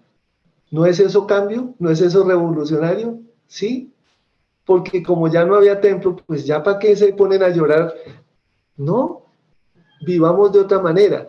¿Y el cristianismo primitivo dónde nace? ¿En los templos o en el templo? No, nace en las casas. La domus ecclesia, la familia. Esa es la iglesia verdadera, auténtica, primitiva. No estoy diciendo que los templos nuestros no tengan el valor del lugar de encuentro, sí, pero la eclesía no es el lugar, la eclesía es la gente. Y ellos se reúnen en las casas, punto. Que la sinagoga se convierte en lugar de diálogo, sí, vean a Pablo, pero Pablo en época anterior al templo, nótenlo, en la diáspora, porque allá no hay ningún templo, hay sinagogas. Entonces miren que esto nos pone a repensar mucho la perspectiva en el Nuevo Testamento, pero acá estamos hablando todavía de ese enlace con el judaísmo, que cómo nos vemos que necesitamos hacer el cambio. Bien con la Pascua, con las celebraciones judías, con la Torá, y decir, bueno, ¿esto a qué nos lleva? Y esos son los evangelios, una definición. Entonces, lo que les dije al comienzo de los como criterios de separación de o de identidad en relación con, eso es fundamental en el evangelio. Y creo que hoy debemos preguntarnos eso también nosotros. ¿Qué es lo esencial de nuestra fe? ¿Cuál es la base de nosotros? Y en el evangelio, ¿qué encontramos que nos dé ese soporte? Porque el evangelio o los evangelios dialogan son con la cultura de su época. Y se sientan, dicen, estos somos nosotros. Y a partir de acá vamos a negociar con ustedes. Pensemos cómo está Colombia, ¿cierto? Negociando. Esto es lo que no se puede transformar. Esto es lo esencial. Lo demás lo adaptamos, lo vivimos. Por eso la comunidad de Juan es diferente a la de Mateo, a la de Marcos y a la de Lucas, entre otras. ¿Ven? Entonces, son muchos elementos. Yo creo que acá, esto nos podemos quedar acá dialogándolo, pero hay muchos elementos que están acá. Bien, bueno, no solo los judíos del pueblo se sientan a la mesa, sino que la novedad es que ahora todos se sientan a la mesa. Sí, pues es el universalismo, y en ese modo, cuando el judaísmo entró en crisis, se ven los textos de Tobías. Bueno, Tobías es un poco más la libertad para la religión. En Ruth, en Jonás, en Job se ve más la apertura. Y Jesús retoma esa dirección universalista que tiene el judaísmo ya en el posexilio. Bien, ¿cómo entender la espiritualidad bíblica? Uf. Eso es lo que estoy pensando estos días bastante, porque acá con mis colegas estamos escribiendo sobre paz y yo lo estoy haciendo desde la espiritualidad, Profe. que es la vida, que es el sentido de la vida, que es el reconocimiento del otro. Jesús excluyó a alguien, a nadie. Jesús comió, sí. Compartió con todos, sí. Los actos de Jesús son de dignidad humana, son de liberación. Eso es espiritualidad. Y lo voy a decir un poco así fuerte. Espiritualidad no es que me recé los 20 rosarios hoy y ya soy una santidad completa, no. La espiritualidad es el verme en el otro, proyectarme en el otro y ser apoyo para el otro, porque Jesús tuvo eso. Splagnisoma, y es el verbo griego que dice sentir compasión de. Miren que a Jesús le ardían las tripas por las personas. Eso es lo que traduce el texto. Pero nosotros lo ponemos es que, ay, pobrecito el pobre, ¿cierto? No, no, Jesús nunca dijo pobrecitos. Jesús actuó a favor del pobre, compartió con el pobre. Yo puedo ir a llevarle un sábado un pan a un pobre, pero eso no me hace el mejor de este mundo, ¿cierto? ¿Cómo soy pobre con el pobre? Eso es lo que hizo Jesús. Entonces la espiritualidad está ahí, en lo encarnado, no en lo etéreo, ¿cierto? En lo abstracto. Y la oración es encuentro en ese caso, ¿cierto? Yo todos los días me pregunto eso y me he hecho un propósito que, perdónenme, se lo digo así, no quiero pensar a Dios. No quiero pensar a Dios, porque la oración no es pensar a Dios, porque eso es abstracto. Quiero es reconocer a Dios.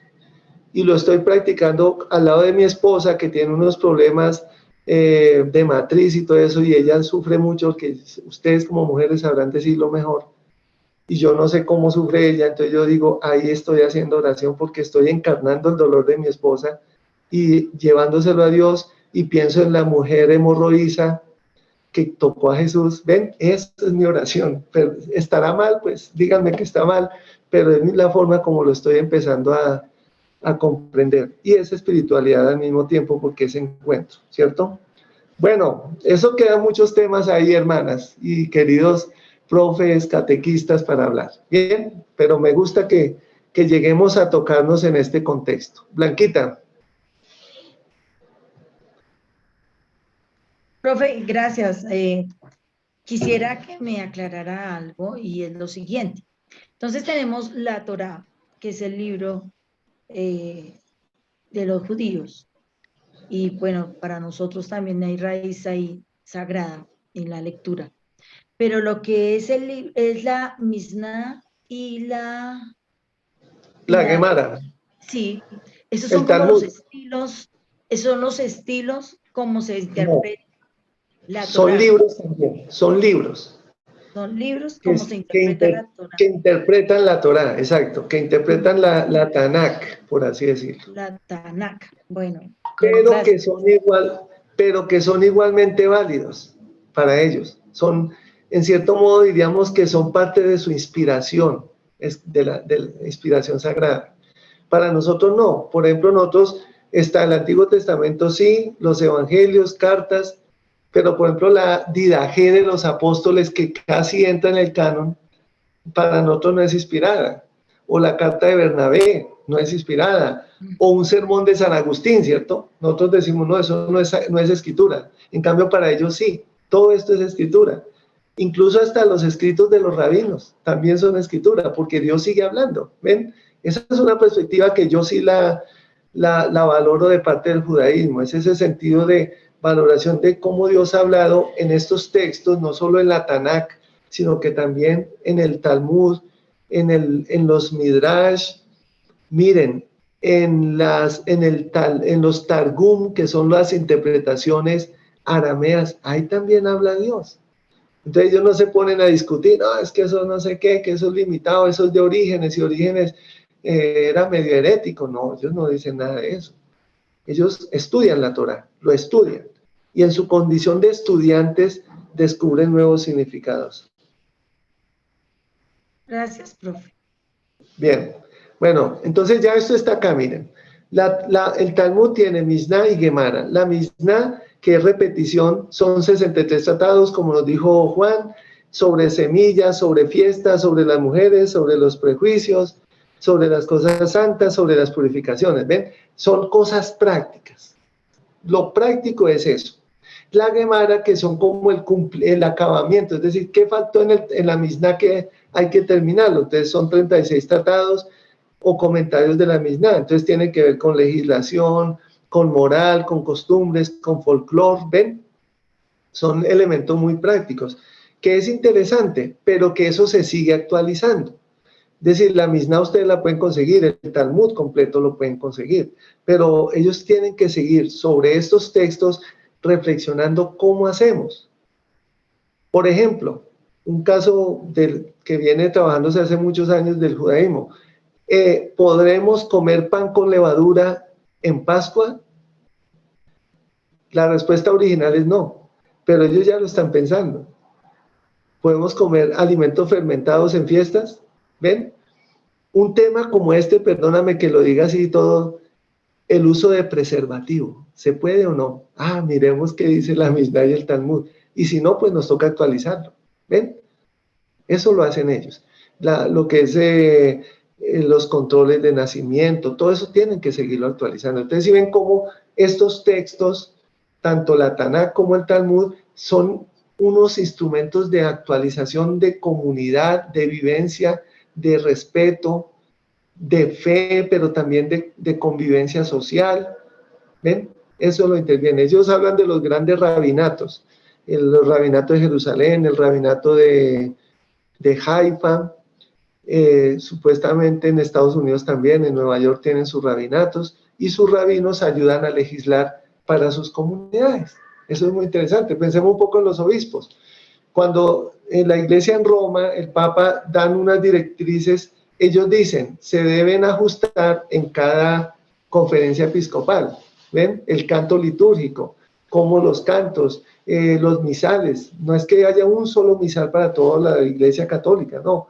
Se adecúa según los contextos y en ello intervienen las conferencias episcopales, los obispos. Por ejemplo, los criterios para la confirmación en el tema de la edad pueden variar de una diócesis a otra, ¿cierto? Yo no estoy diciendo cosas que no se hagan. En la práctica sí hay cierta posibilidad, no en contra de la iglesia. Vean lo que salió ahora en Alemania con el tema de los matrimonios homosexuales que se van a aprobar a partir del 2026, creo, 25. Y son iglesia católica, entonces ahí uno comienza todos esos debates sobre moral, sobre apertura, hasta dónde se puede, hasta dónde no. ¿Ven? Eso es nuestra iglesia. Pero ellos también lo hacen, reflexionan y se ponen de acuerdo y lo aceptan. Bien, bueno, gracias. Esto surge como unos temas ahí más de actualización. Siguiente.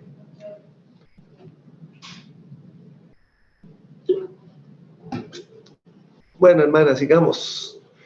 Ya esto pues no lo leemos más. Entonces, esta parte que nos queda, pensemos cómo hacer una hermenéutica interna de la Biblia.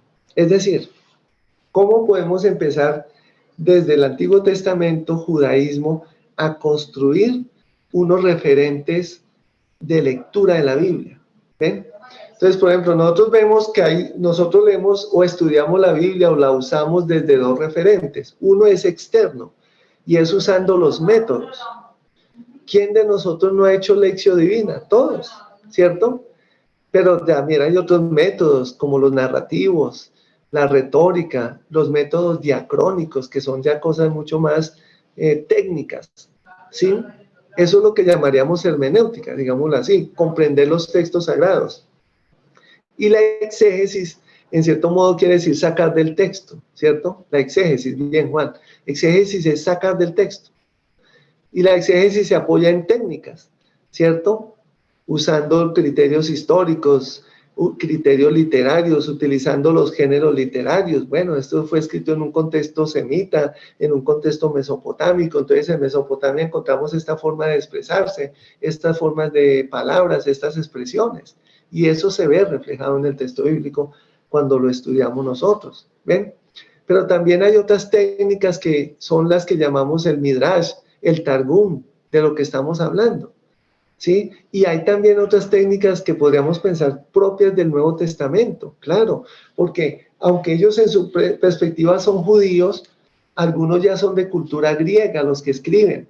Por tanto, su forma de expresarse en la estructura de los textos ya no son solamente formas judías, sino también formas grecorromanas, con la retórica griega, por ejemplo.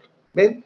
Entonces, noten cómo es interesante. Ahora, los métodos modernos con los cuales estudiamos la Biblia, pues son modernos, lo cual hace ver que en realidad no podemos explicar 100% los textos bíblicos. ¿Por qué? Primero, porque son antiguos. Segundo, porque es una cultura totalmente diferente a la nuestra. Tercero, porque están escritos en una lengua antigua y diferente a la nuestra. Solo el hecho, lo dice el texto de Eclesiástico, solo el hecho de traducir del hebreo al griego hay muchas limitaciones. Y eso no es voluntario, no. Lo que pasa es que el sentido de una lengua a otra cierra muchísimo, ¿ven? Imposibilita.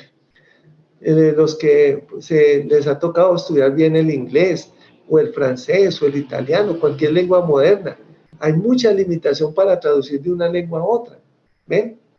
Conceptualmente, mentalmente, lingüísticamente cambia. Pero también hay otra propuesta que se maneja, es la línea interna, es decir, cómo dentro de los medios textos, dentro de los mismos textos, podemos nosotros estudiar la Biblia, ¿ven? Y para ello, pues hacemos lo que llamamos secuencias temáticas, por ejemplo, el tema de la misericordia, el tema de la alianza, el tema del perdón, el tema de la creación, ¿ven? Vamos encontrando diferentes referentes. O podemos seguir teología bíblica, que es encontrar eso, esa profundización o esa imagen de Dios que los autores nos quieren dar. Muchas veces manejamos la idea, es que el Dios del Antiguo Testamento es un Dios castigador. En cambio, el Dios del Nuevo Testamento, eso sí es pura miel, puro dulce. No, es el mismo Dios. Entonces, ¿por qué vemos a Dios de una manera en un testamento y por qué en otra? Ah, porque son perspectivas de los lectores y de los escritores. Son imágenes que muestran de Dios y que deben no rechazar unas por otras, sino cómo vemos a Dios en esas maneras diferentes. ¿Ven? Un Dios rostro de mujer. Acuérdense que Dios no tiene rostro, pero sí expresiones como las de Ezequiel, donde dice que te cuidé, te crié, te amamanté. ¿Sí ven? Ah, esa es la expresión teológica que nos quiere mostrar. Bien, o también desde la perspectiva religiosa. ¿Cómo vemos la fe de Abraham, que camina cada día y al terminar pone un altar a Dios? Eso es fantástico. O en el Éxodo, cuando hacían el altar para entronizar el texto, poner la sangre en la frente de las personas. ¿Ven? Esos aspectos religiosos también están ahí. Y hay muchos. Los principales estudios del Antiguo Testamento más clásicos estudian en la religión de Israel. ¿Sí? El ritual, cómo era. Ya les recomendamos ese libro de Roland de Bo, Instituciones del Antiguo Testamento, tiene muchos elementos para estudiar, muchísimos. Bien, siguiente. Perdón, profe, por acá Blanca está con la mano levantada, no sé si quiera Muy participar Blanquita, o fue que la... Cuéntanos. Profe, estaba... Sí, Blanca, te escuchamos. Era hace un rato, pero iba a hacer otra intervención con respecto a los escritos de los judíos y de los escritos nuestros. Se refiere a, de cierta manera, pienso yo que también nosotros tenemos, por ejemplo, la doctrina social de la iglesia. Obviamente no la consideramos escritura, pero sí orienta mucho nuestros procesos, incluso sociales, económicos de los pueblos, ¿no? Ese era mi comentario anterior, sí. Pero ahora me viene a la mente con respecto a la forma de interpretar la escritura, porque mis estudiantes de noveno hace unos días me estaban preguntando cosas acerca de la Biblia, o sea, muchas dudas que les surgen a ellos, precisamente que por qué la Biblia dice esto, que por qué, por ejemplo, Dios, de dónde salió. O sea, preguntas así de niño pequeño, pero los niños, o sea, aunque están en su edad adolescente, aún tienen muchas dudas porque obviamente estos son temas que requieren mucho estudio, ¿no? Entonces, para ellos es difícil de pronto en estos momentos hacerles una explicación como la que su merced en este momento nos hace, pues por su edad y pues su nivel académico, ¿no? Pero sí, todo esto me ayuda a alimentar un poco algunos comentarios que puedo hacerles a ellos tratando de resolver sus dudas, obviamente, pues en la medida de considerando pues su conocimiento y su edad también. Bueno, ¿edad quiere decir que son muy viejitos o qué? No, no, sino que no, son niños de 13 y Mentiras, 14 Blanca. años. Mira, Entonces, lo importante, mira, uno va trabajando eso, uno va como madurando todo eso, ¿cierto? Porque muchas veces, y todos ustedes podrán verlo, muchas veces lo que hemos es reproducido lo que nos han dicho, ¿cierto? Que el padre decía tal cosa en la misa, entonces yo vuelvo y repito lo mismo. Que el catecismo, que es nuestro sostén, acuérdense que el catecismo es una guía, y a partir de esa guía nosotros construimos, ¿sí? No es que yo debo enseñar el catecismo tal como lo está publicado, ¿no? Yo a partir del catecismo debo construir la guía. Entonces hemos sido más bien reproductores, multiplicadores, mientras que acá la idea es, bueno, como es del texto bíblico, también podemos ir descubriendo esos caminos, esos itinerarios, esa imagen de Dios. ¿Y por qué esa imagen de Dios? Ah, es que el texto está mostrándonos este contexto. ¿Ven? Esa es la hermenéutica interna, es desde el texto como vemos. Pero hay algo muy interesante que está acá más adelantico y es, si pueden irlo pasando, hermana, cómo desde el Midrash nosotros tenemos unas técnicas que son judías, ¿sí? Entonces, por ejemplo, ellos hablan de los midot o de las normas, y ellos, una norma muy interesante es que un texto se explica por otro texto. Eso, ahí, listo, ahí dejémoslo. Si hay un texto difícil, hay que buscar un texto más fácil que nos ayude a comprenderlo. Pero si hay un texto demasiado simple, ese texto como tan simple eso, debemos buscar otro texto o no debemos. Hay otro texto que ayuda como a profundizar aquello que parece superficial. ¿Ven?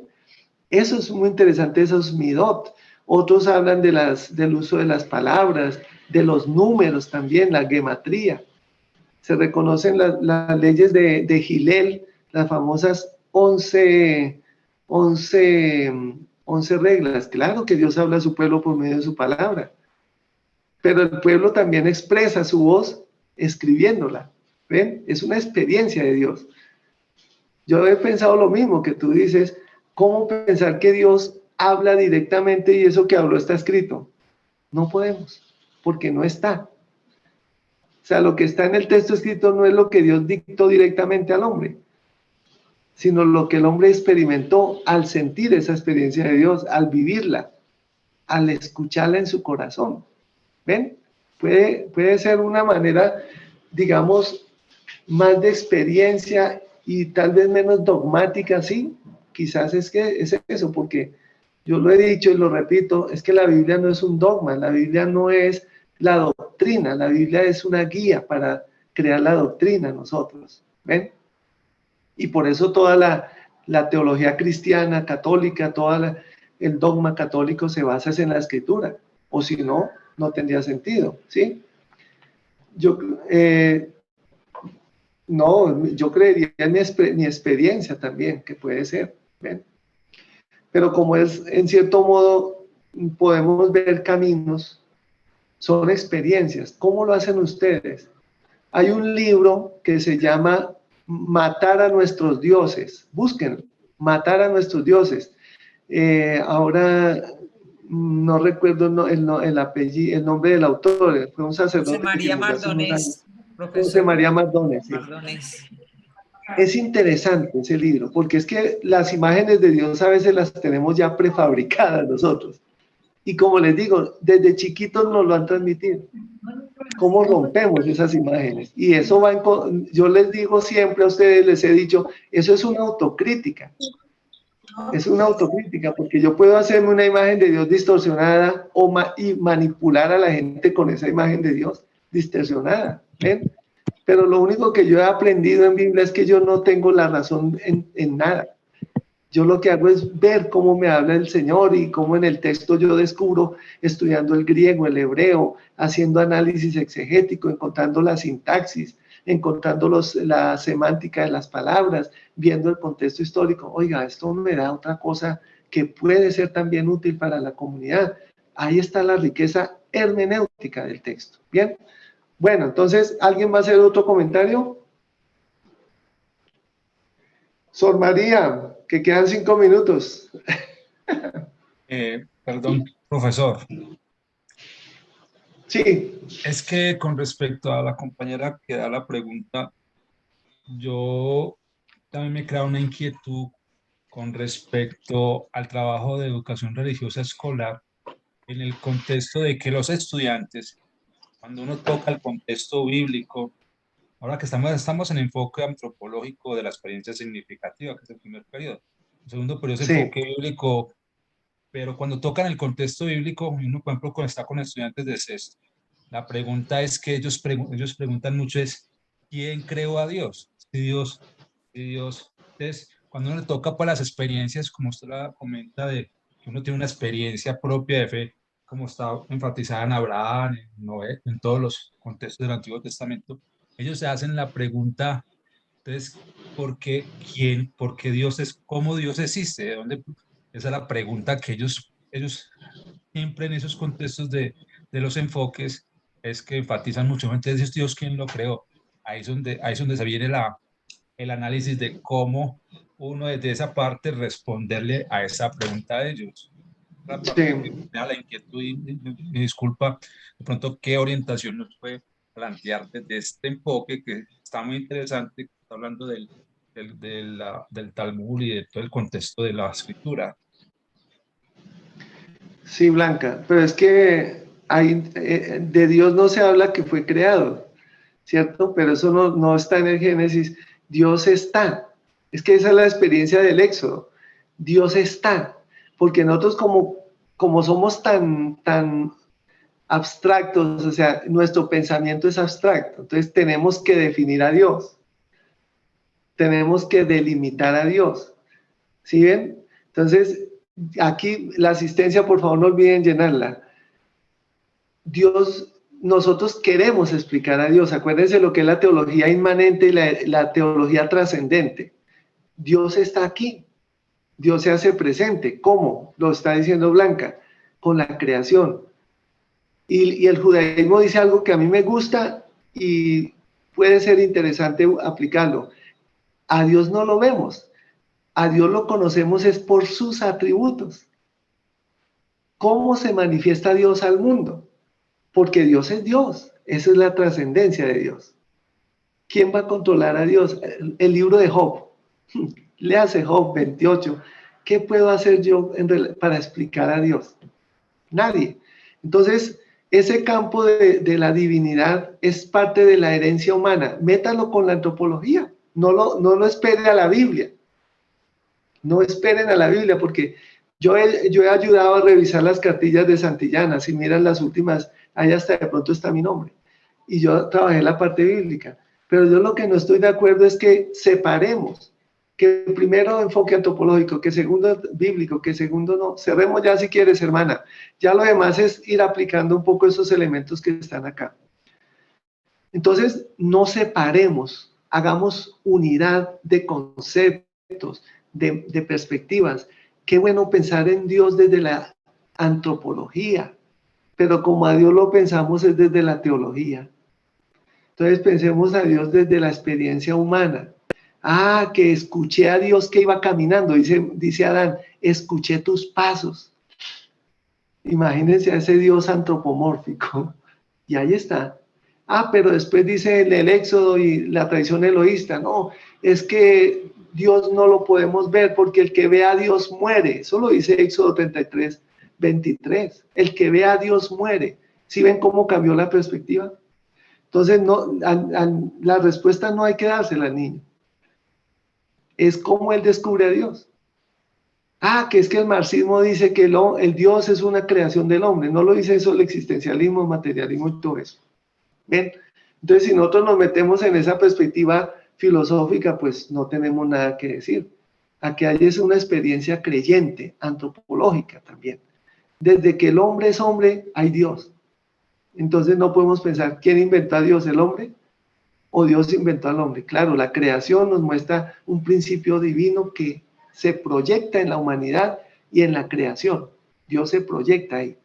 Y a partir de ahí se teje una historia, que no son dos, porque ese es otro error. El dualismo que manejamos, no, es una sola historia. La de Dios en la humanidad. ¿Y cómo la vemos? Uy, sí, con caídas, con dificultades, con crisis, acusamos a Dios, o reflexionamos y decimos, sí, somos nosotros los que hemos fallado, ¿ves?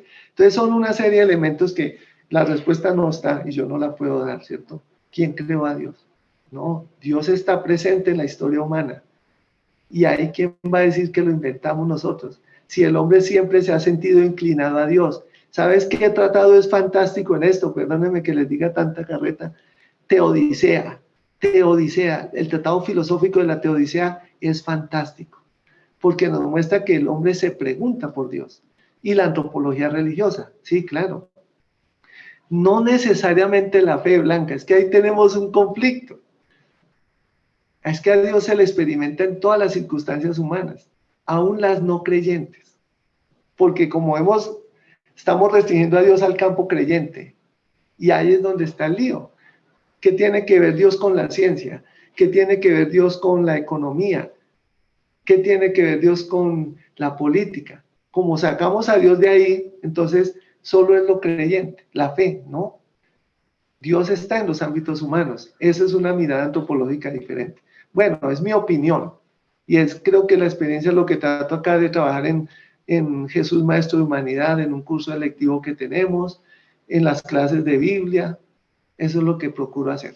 En la ecología integral, imagínense. Dios cómo entra acá. Bueno, listos.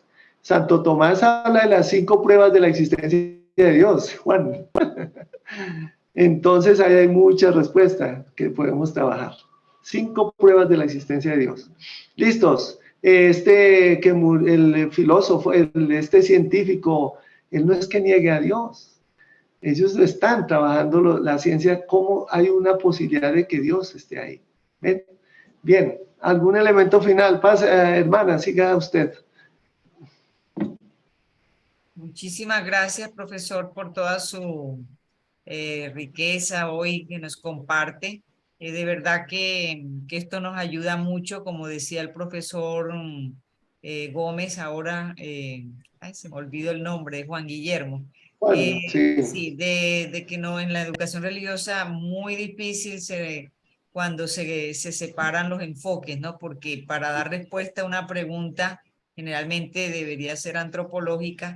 Las visiones, los diversos enfoques responden y ayudan a responder esa pregunta que se plantea el niño, el joven. Exacto. Entonces uno decir que por aquí está lo bíblico, que por no, que primero enseño lo bíblico, que después enseño no, cuando una pregunta necesita la riqueza de los diversos enfoques. Y esa es una falla que constatamos a veces en los textos de educación religiosa escolar. Sí, muy bien. Perdón, Juliet tiene una última pregunta. No sé si te quedó la manito alzada o... No, señora, gracias, Sor. Profesor, agradecerle nuevamente, como lo decía Sor María del Socorro, y 3 cositas sencillitas de todo el aprendizaje que tuve en el día de hoy. Como su merced lo decía, la Torá como guía, horizonte y vida, que nos está invitando precisamente a hacer la vida a nosotros.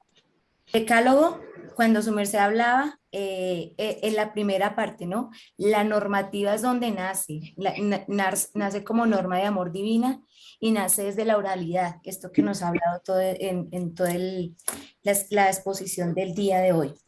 Y finalmente, bueno, digamos, algo muy bonito que usted mencionaba respecto a la espiritualidad. La espiritualidad, no pensar en Dios, sino quiero vivir a Dios y sentirlo. Y alguien preguntaba sobre la oración, profesor. Usted decía y nosotros recordamos, orar, pienso, que es hablar con Dios, con la mente y con el corazón, especialmente con un diálogo sencillo. Agradezco de manera personal, pero creo que es el sentir de todos, que nos haya expresado una vivencia suya, de lo que usted cotidianamente, pues también usted es humano y usted tiene una experiencia con su esposa. Entonces nos comentó eso y me parece bellísima esa experiencia, porque hoy pues, precisamente conmemorando el Día del Hombre, pues lo felicitamos y agradecemos su presencia con nosotros. Y el rostro femenino que Dios muestra es un rostro como el suyo. Muchísimas gracias. A ti, Juliet. Y valoro eso que hagan síntesis, que eso es muy interesante. Me gusta esa metodología. Síntesis para proyectarse también. Muy bien. Bueno, doy la palabra a Solíber.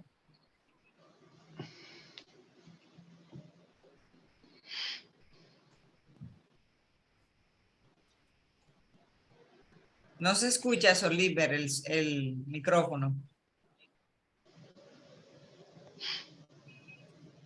Ah, está fallándole la señal. Bueno, de todos modos, sabemos que nos encontramos el próximo jueves. Entonces, para seguimiento, recuerdo que tenemos entonces este tema 4 que va a aparecer con toda la actividad, los subsidios que vamos a leer y la realización de esta actividad 4. Para los que llegaron después, les recuerdo que la actividad 3, que era un trabajo en grupo, queda anulada porque hicimos de continuo 2 encuentros, entonces no nos dio el tiempo para hacer la actividad grupal y hoy era la clase. Entonces, si Dios quiere, dentro de 8 días el seguimiento y tenemos el tiempo para hacer la actividad 4, sabiendo que la 3 queda anulada. Aquellos que no han hecho ninguna de las dos, ojalá no se dejen atrasar ni acumular para que de verdad vayan asimilando poco a poco y rumiando todo aquello que hemos estudiado en estos encuentros. Entonces, creo que era eso. Sor María del Socorro, perdón, ahora sí, ya me llegó, es que se había quedado como paralizado el tema. Pues agradecerles a todos, profe, es un placer siempre escucharlo realmente. Gracias, Juliet, por esa síntesis súper genial y creo que cada uno podría ir haciendo también su síntesis. Juliet Moreno. Sí, Juliet Moreno. En estos momentos también decirles, sí. Hermana, dale, una cosita porque que no nos quede esto. Mira, Blanca, léete el catecismo, dice que a Dios también lo podemos conocer por la razón, lo dice Santo Tomás. No es que fe no, razón sí, no. Fe y razón se unen y experiencia de vida. Es integral todo esto. Gracias. Gracias, profe. Y pues también nos han llegado varias solicitudes. De hecho, hoy estamos dándole la bienvenida a 2 personas que se han vinculado a este trabajo. Y si ustedes consideran que haya alguien más que quiera vincularse, todavía estamos a tiempo. Estamos en el primer módulo, no lo hemos terminado, podemos continuar como con el proceso. Entonces ustedes también, pues poder decirle a los compañeros, ya nos han preguntado varios y pienso que nosotros también estamos para compartir y pues hablar de esta experiencia tan maravillosa. Bueno, una buena noche. ¿Qué más vas? Feliz noche. Bueno, una buena noche, entonces. Gracias, muy amable. Gracias a todos. Sí, eso, muchas gracias. Bueno, yo lo guardé, gracias. Gracias. Muy amable, Gracias. muy amable. Gracias. Chao, gracias. Gracias. Muchas gracias. Gracias a usted.